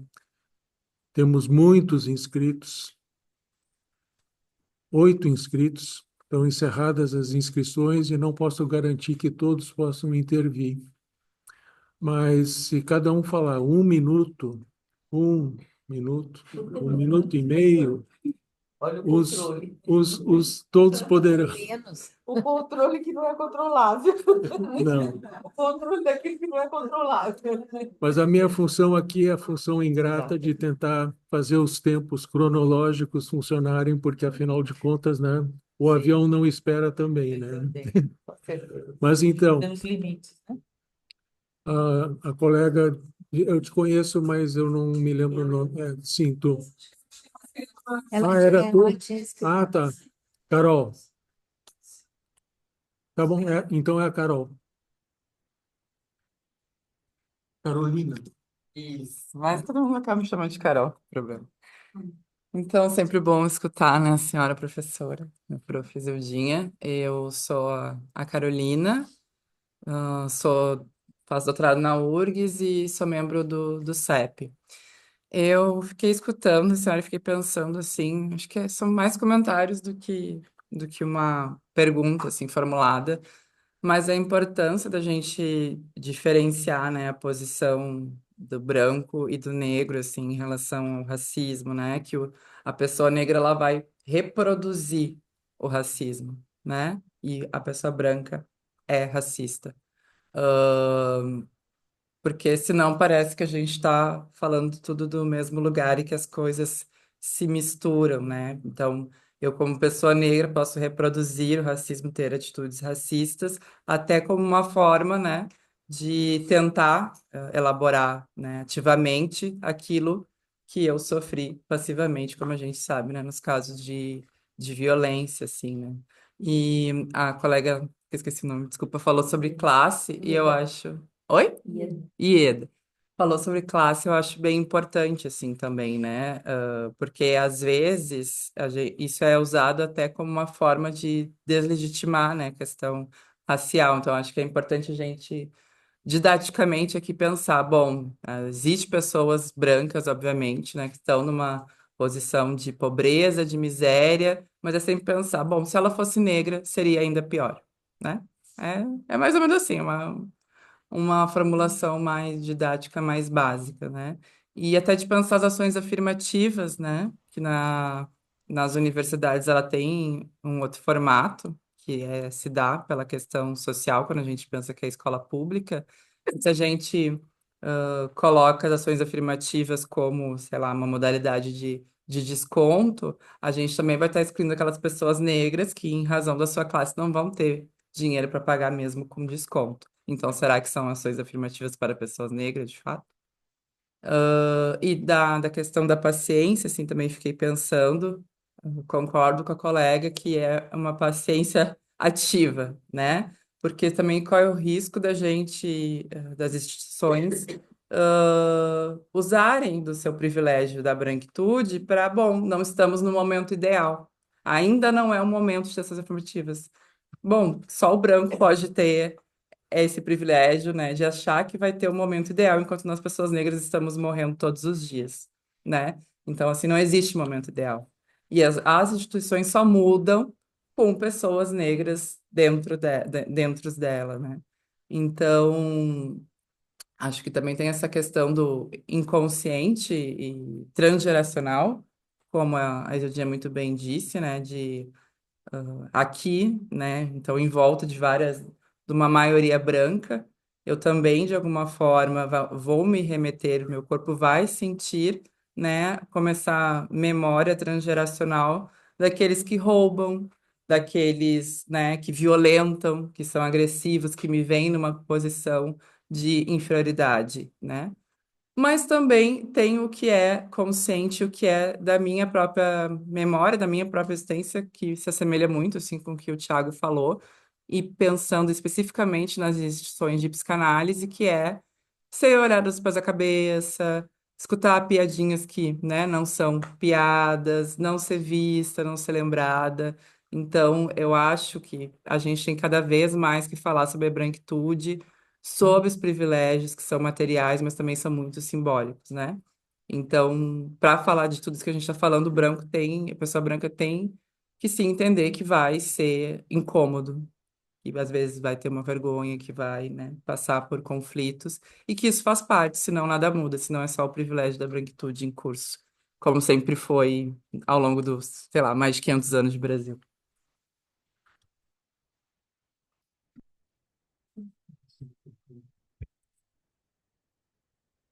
Luciana Lara. Bom dia. Eu sou Luciana, eu sou da Sigmund Freud, Associação Psicanalítica, e queria primeiro agradecer o privilégio de te ouvir e agradecer a Pô pela oportunidade de te ouvir e de trocar contigo. E eu acho que tem um pouco a ver com. Eu vou um pouco na direção do que a Carolina estava dizendo, né? É sobre a vergonha, eu vou tentar ser bem breve. Eu te acompanhei no sentido do que tu dizia, de que a gente precisa ter o cuidado e a atenção de não ser superegóico, né? No sentido de que o racismo é estrutural, nos atravessa a todos e faz muito mais efeito a gente pensar nele como estrutural e atravessando nós todos. Mas, ao mesmo tempo, me parece que a vergonha, ela tem uma função muito importante, e era sobre isso que eu queria te ouvir, no sentido de fazer questão na branquitude. Por exemplo, né, eu estava pensando, essa posição institucional que a gente ouve muitas vezes, né, todas as vezes que surge a discussão sobre as ações afirmativas, de que não seria mais interessante uma cota social, socioeconômica, e que coloca quem enuncia isso numa posição de caridade, falta, me parece que é da ordem da falta de uma ferida narcísica. Assim, tem que ter uma ferida narcísica, precisa se produzir a vergonha, precisa se produzir uma ferida narcísica no branco para que o racismo faça questão, de fato, o próprio racismo, né? E, enfim, eu queria te ouvir um pouco sobre isso, sobre a função da vergonha para o branco. E muito obrigada pela oportunidade de te ouvir. Obrigada a você. Cid,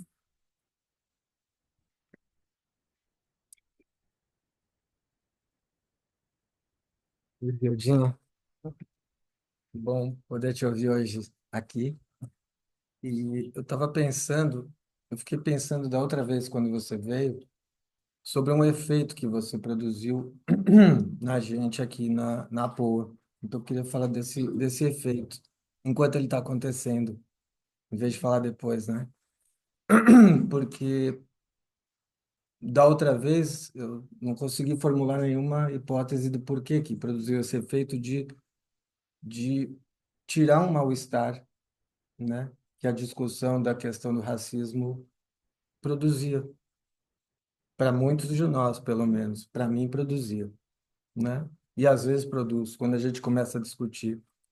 E aí hoje eu acho que eu consegui entender alguma coisa disso, não sei.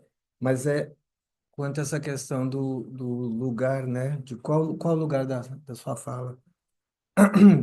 Que eu acho que você desloca, você produz um deslocamento. Estava pensando, outra vez eu comentei aquele caso que você diz para a pessoa que vem fazer análise com você, né? Na segunda sessão, você diz, eu era negra, né? Essa palavra, você deslocou a pessoa de lugar, né?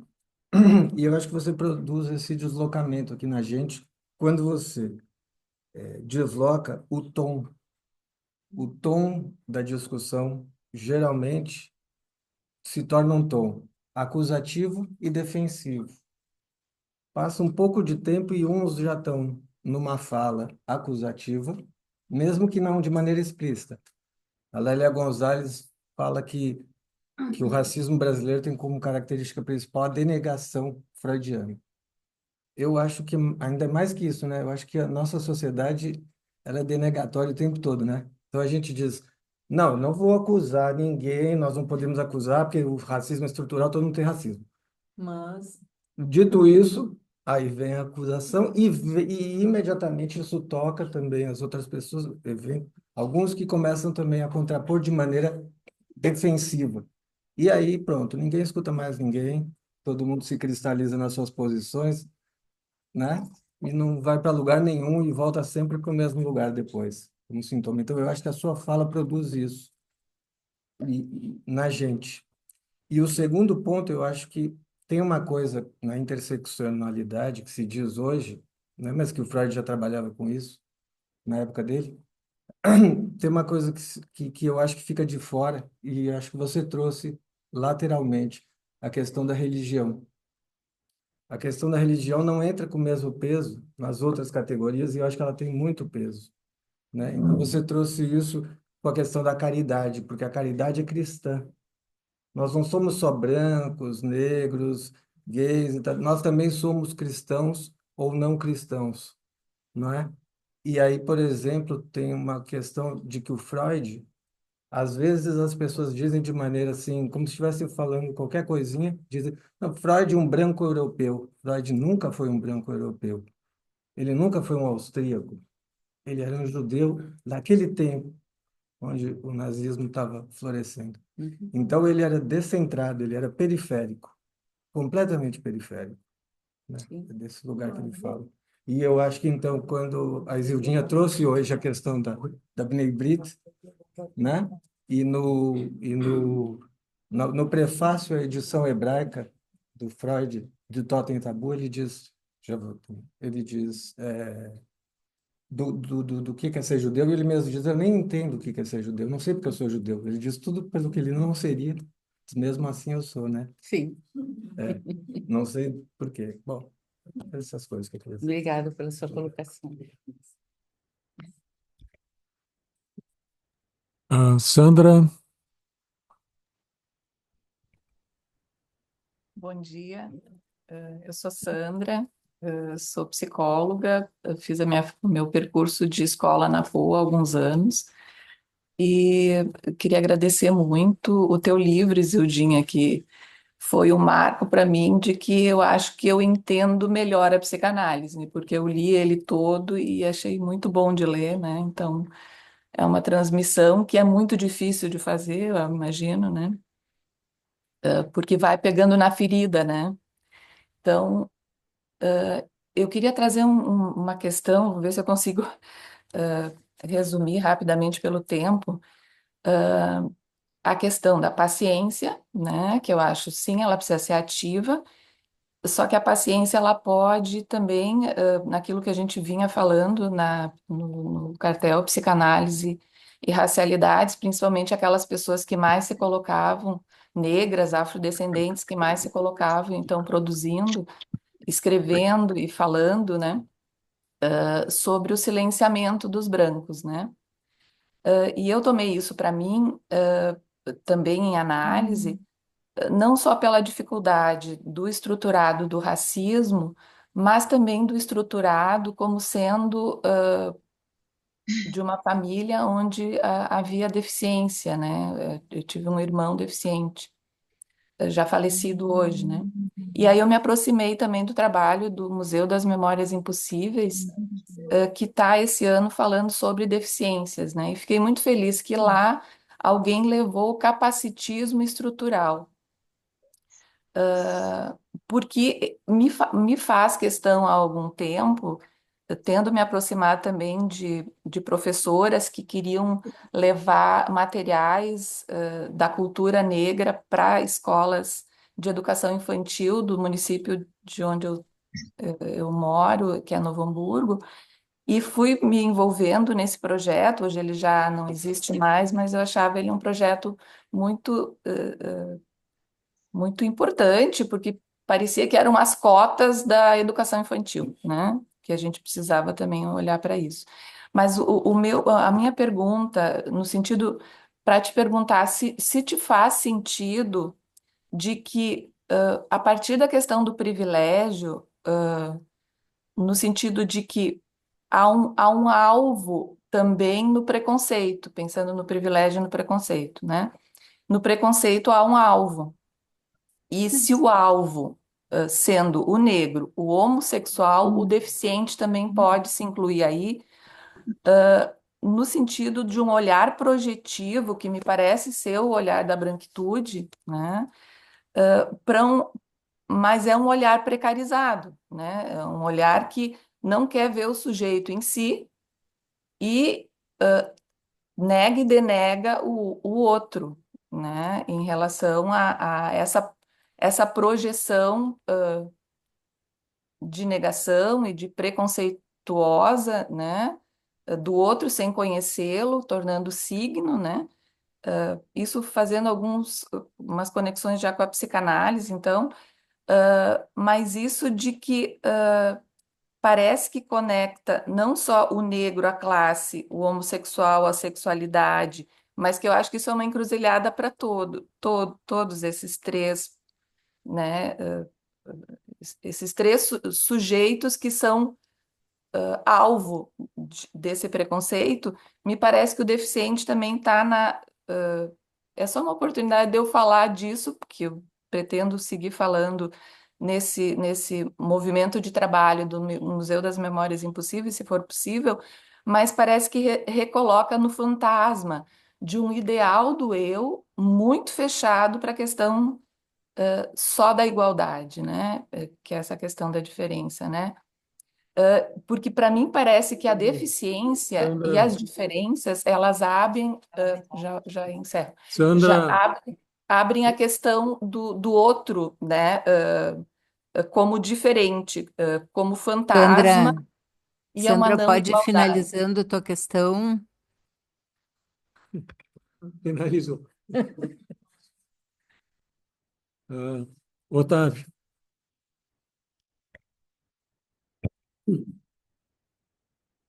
Hum, Obrigado, Isudinha, mais uma vez Obrigada a pela tua você. presença, sempre muito bom te escutar.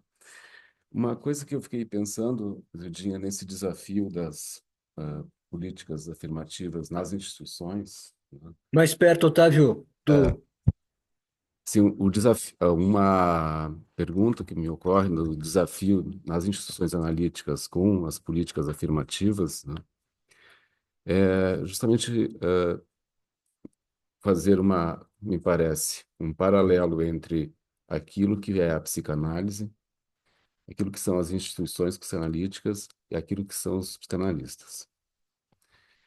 Bom, e nesse bolo todo, né, se confundem às vezes algumas coisas que são importantes.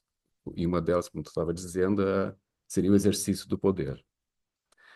Minha pergunta é, bom, se há exercício do poder, há psicanálise, né? E outra coisa que tu falaste é sobre a questão da neutralidade. Eu entendo, né, quando a proposição freudiana do sujeito inconsciente é que não há predicado, o que não é a mesma coisa que ser neutro, né? Então, nessa perspectiva que eu fico me perguntando,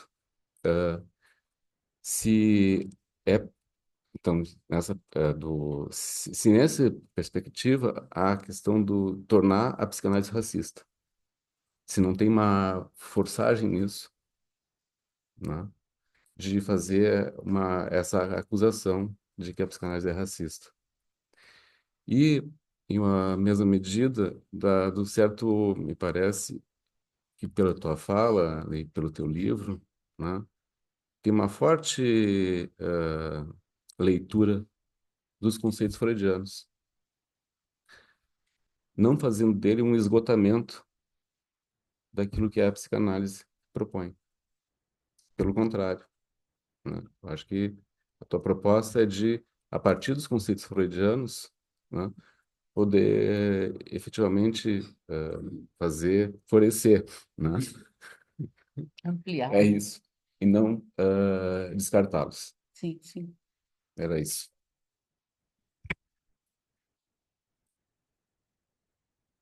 Eliana, brevemente.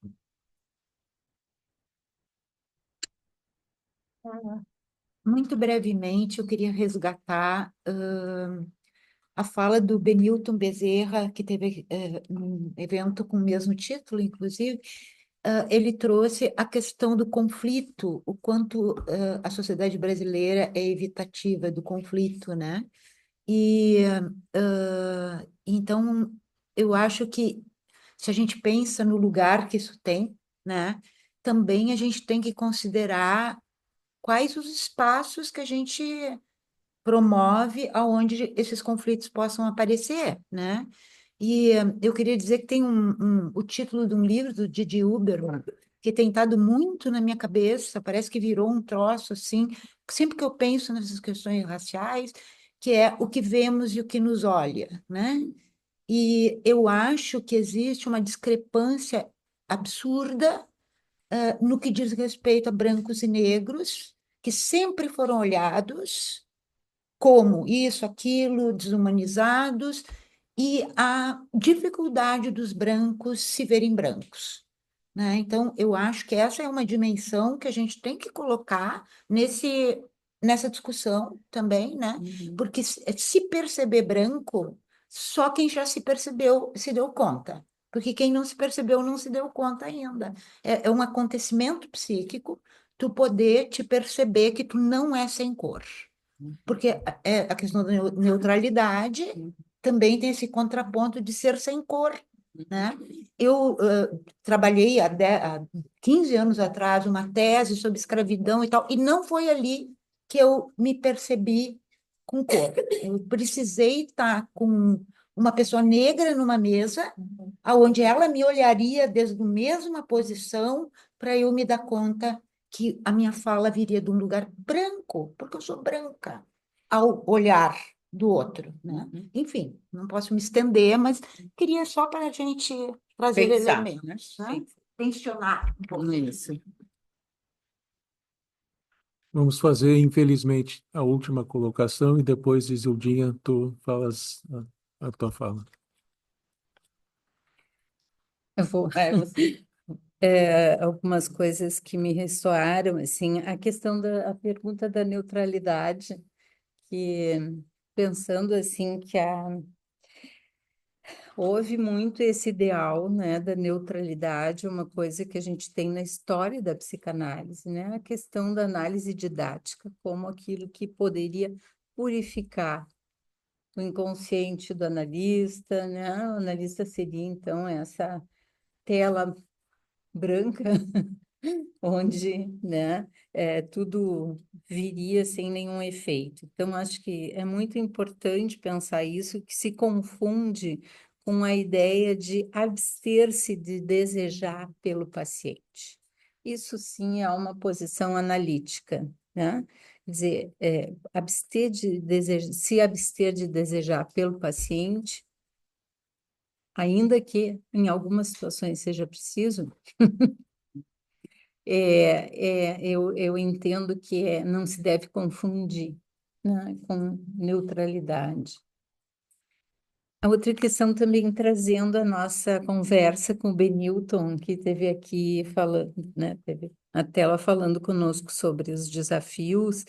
Eu acho que esse ponto que tu traz da diferença de conhecimento, que conhecimento não é sabedoria, que é uma cantilena que a gente costuma cantar, mas que nos pega a todos, né? Nos pega muito. Eu acho, porque tem a ver com a nossa formação universitária, tudo mais. Acho que a minha experiência na URGS, quando começaram as cotas, eu estava trabalhando ali e era o tempo todo em sala de aula a questão, né, da diferença da formação que vinham os alunos que entravam por cotas. Isso nos colocava como professores numa desacomodação imensa, porque ter que partir daquilo que a gente já tem como conhecimento constituído, para um aluno vir e perguntar, mas, professora, o que que é isso?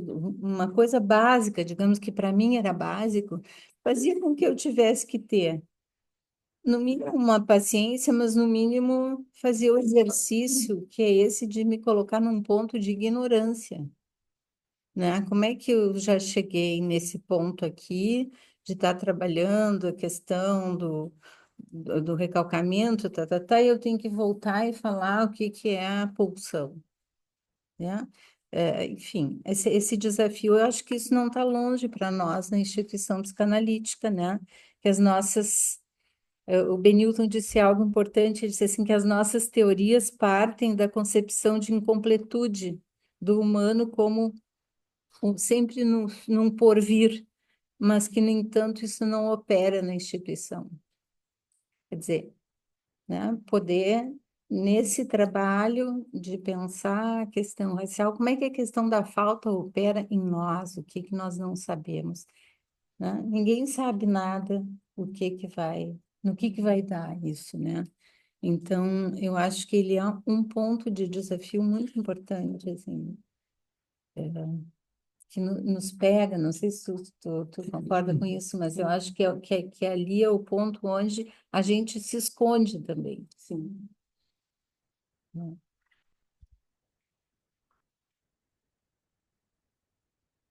O tempo sempre é uma questão para nós, né? Uma pena que a gente não possa ouvir mais, né? Mas todas as colocações foram muito importantes. Efetivamente, nós lidamos com questões muito delicadas, né? Que é pensar a psicanálise e os psicanalistas, né? A psicanálise não é psicanalistas não são a psicanálise, né? Até pela própria singularidade, né? Não tem como normatizar um só perfil, um só papel, né? É uma complexidade muito grande, efetivamente, né? Mas quando falamos deste conhecimento psicanálise, ele não é universal, né? E é interessante quando nós pensamos, nós os psicanalistas o entendemos como universal, né? Isto é complexo, porque efetivamente como conhecimento, ele é parte de uma gama enorme de conhecimentos, né? De diversas áreas, inclusive, né? Mas, efetivamente, eu entendo, né, quando Freud pensou a psicanálise a partir de uma possibilidade universal da leitura de humano, né? Mas ele entendia muito bem as diferenças, porque ele sabia que ele era judeu. Em nenhum momento ele se viu como branco, ele se via como judeu. E judeu era excluído naquele momento, né? E o judaísmo está muito ligado à questão religiosa, enfim, né? A, a nossa visão cristã, ela é judaico-cristã, né? Então, temos muitas coisas a pensar a partir deste momento. É importante que a gente consiga se deslocar e pensar em deslocamento para sairmos daquilo que está cristalizado como verdade, né? Qual é a verdade? Eu convivi com pessoas muito intimamente, Guattari e Deleuze, que não acreditavam nisso. Qual é a verdade das coisas, né? A psicanálise não é uma verdade. Ela é uma possibilidade. Ela é um instrumento para enxergarmos o mundo, pensarmos a cultura, a humanidade. Mas ela é uma verdade? O Freud nunca disse isso, né? Mas alguns psicanalistas entenderam assim. Então, por isso que é difícil ouvir a diferença, né? Para o Freud estava muito claro, ele sempre dizia isso, né? Estava muito claro, né? Quando ele pensa a singularidade, ele já está dizendo que a confusão é essa.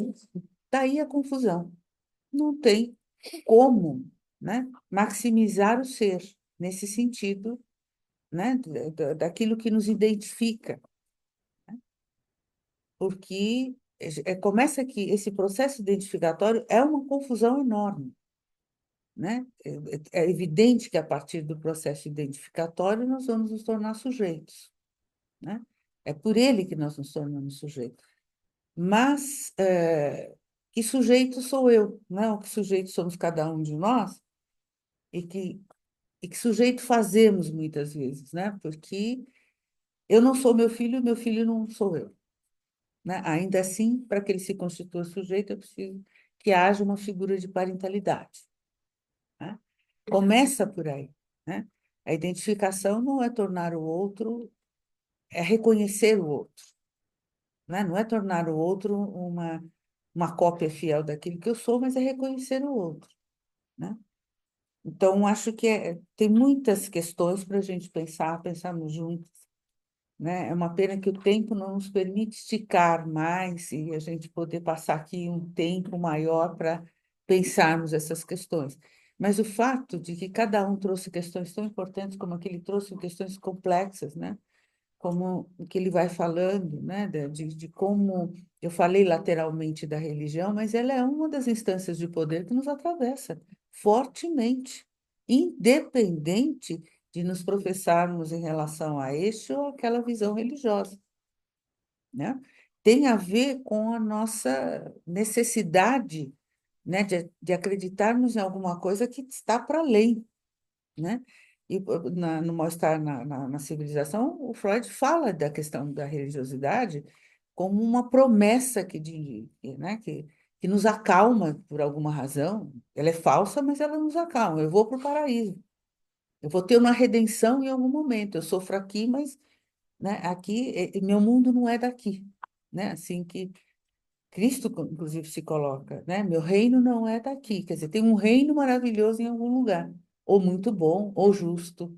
Não importa. O quão isto, né, atravessa cada um de nós, independente da crença, que não estou nomeando crença alguma. Isso mostra a nossa fragilidade, né? Eu acho que a gente se esquece, às vezes, né? Independente de sermos brancos ou negros, do quão frágeis nós somos. Incompletos, frágeis, inseguros, né? E como, às vezes, lançamos mão deste ou daquele conhecimento para nos autoafirmarmos, né? A questão da análise didática é uma questão que se discute já há muito tempo. Por que que precisa existir a análise didática? Ela seria o coroamento da análise que você fez durante anos e que te tornaria mais neutro, mais superior ao outro, né? Até hoje serviu mais ou menos para isso, de uma certa forma, né? O que fazer com isso, né? Porque é o suprassumo do suprassumo. Não basta eu ter estar associado a uma instituição, fazer uma formação, fazer o meu percurso analítico, eu teria que ter uma análise que é uma, né, algo supremo, né, digamos assim, né, didático, né? Seria, às vezes eu penso, mas qual seria esse papel, né? O que que é isso, né? Como é que eu vou me ver a partir da análise didática, né? Mas tem sua função, porque funciona, é feita ainda hoje, né? Para algumas instituições, ela é feita, ela é válida, eu respeito isto, mas penso isto, já que eu vim de uma instituição que não acreditava nisto, né? Mas o fato de eu não vir de uma instituição que acreditava não quer dizer que eu deva desrespeitar o que o outro pensa, né? Daí a possibilidade de conviver com a diferença, né? Tem uma função para aqueles que acreditam, fazem ou instituem isso, né?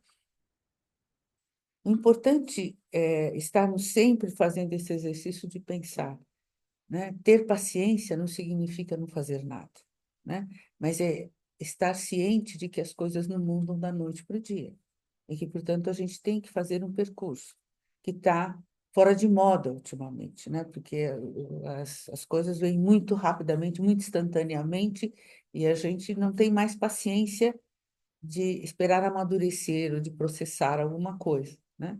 E a psicanálise vai na contramão disso. Nós somos seres extraordinários, não no sentido de maravilhosos, né? Que ainda acreditamos que o processo é importante, né? E que bom, né? Que a gente acredita que o processo é importante, a gente precisa de tempo para elaborar, né? O paciente não chega, faz uma primeira entrevista, depois de 10 sessões ele vai embora e está com tudo pronto. Às vezes demora séculos e a gente ainda não elabora, né? Então, acho que tirarmos de nós esse peso, né?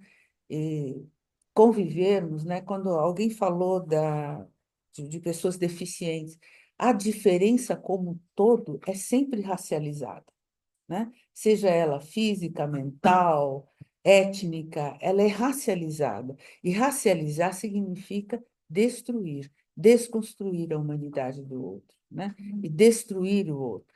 Estamos num momento em que isto é a proposta. A extrema-direita ascende ao poder mundialmente e esta proposta que é feita, né? Na eleição daquele famigerado americano, ele diz: aqui só tem dois gêneros, masculino e feminino. Eu falei, nossa, quando ele falou isso, eu falei, acabou a diversidade. A possibilidade de pensarmos a diversidade, de incluirmos a diversidade. Bom, não deu outra, é isso que está acontecendo. Então, hoje, a humanidade vai em avanço e retrocesso, avanço e retrocesso. Então, cabe a nós não desistirmos das nossas posições, porque nós que estamos aqui, e as escolas todas, estão sempre pensando, né, processando a possibilidade de inclusão, de entendermos as diferenças, e é isso que é importante. Não vamos abrir mão, né? A extrema-direita propõe uma melancolização dos nossos ideais, e uma paralisia dos nossos ideais, porque eles querem fechar a universidade, imagina, né? Vai fechar Harvard, não dou financiamento. É uma maluquice isso, quer dizer, quanto menos conhecimento a pessoa tiver, mais ignorante ela é, mais o poder da extrema-direita avança, né? São absurdos que a gente não tem que concordar ou dizer, bom, como é que eu vou lutar contra aquele gigante? Não se trata de lutar contra ele, se trata de nos preservarmos dentro daquilo que nós acreditamos. E como é importante isso, né? A gente não abrir mão da nossa possibilidade de seguirmos na nossa luta, né? Se estamos aqui é porque queremos lutar, queremos pensar por isso, queremos ir adiante, né? E costumo dizer que o ódio é a base da destruição. O ódio destrói, o amor surpreende sempre. A gente nunca sabe onde vai dar, mas uma surpresa a gente tem. O amor surpreende e o ódio destrói, né? Então, é preciso que a gente não abra mão e não entre numa melancolização de raça, de classe, né? Porque a classe não diz de pessoas iguais. Mesmo dentro da classe tem sua singularidade, tem sua abertura, né? Então, a gente não pode dizer, bom, a alta burguesia é assim. Não, ela se caracteriza por determinadas posições, aquisições, ideal político. Mas são todos iguais lá? Não, não são. Não são, né? E ainda bem, porque isso permite a mobilidade, permite o encontro. A singularidade permite o encontro. E quando a gente pensa a partir dessa possibilidade tão preciosa que o Freud trouxe, quer dizer, a maior descoberta da psicanálise é a singularidade do ser, né? E como convivermos com as nossas diferenças? Eu acho que esta é a questão que se põe, né? Evidentemente, o ideal também nos aprisiona muito. Por quê? O ideal faz com que a gente desqualifique o pouco que a gente consegue no nosso dia a dia, né? Porque o ideal era aquilo, eu não consegui, então não serviu. Não, mesmo que seja tropeçando, ainda bem que a gente tropeça, porque quem tropeça pode levantar. Quem está sempre em pé não se levanta, né? Vamos seguir. Eu agradeço o convite da POA para estar aqui. É sempre agradável vir para cá, porque eu sou sempre muito bem recebida e carinhosamente recebida. Eu adoro vir para cá, espero poder estar aqui outras vezes para a gente continuar o debate, a discussão, pensando juntos, né? Um avanço pensar sozinho. A gente precisa pensar junto, a gente precisa falar. Independente do que a gente acha absurdo ou não do que nós estamos falando. Se não falarmos, não tem cura. É a cura, a fala que nos cura das nossas questões. Obrigada, gente. Muito obrigada.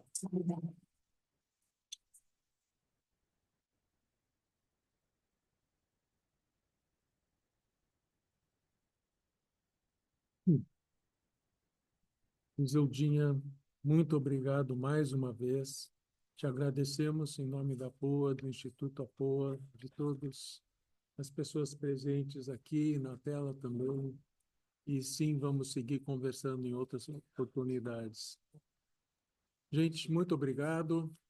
E hoje à tarde seguimos um trabalho com a Iseldinha entre associados da POA do Instituto APOA.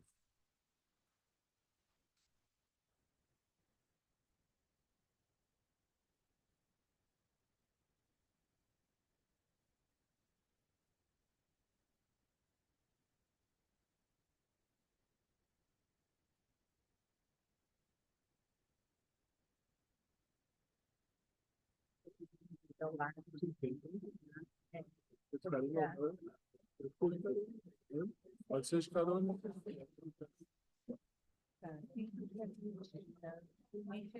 Onde que vai? Onde é que eu desligo aqui? Ali encerrar, né? Não, não, é que... Ah, é o... Ali, ó. Interrompendo. Pause.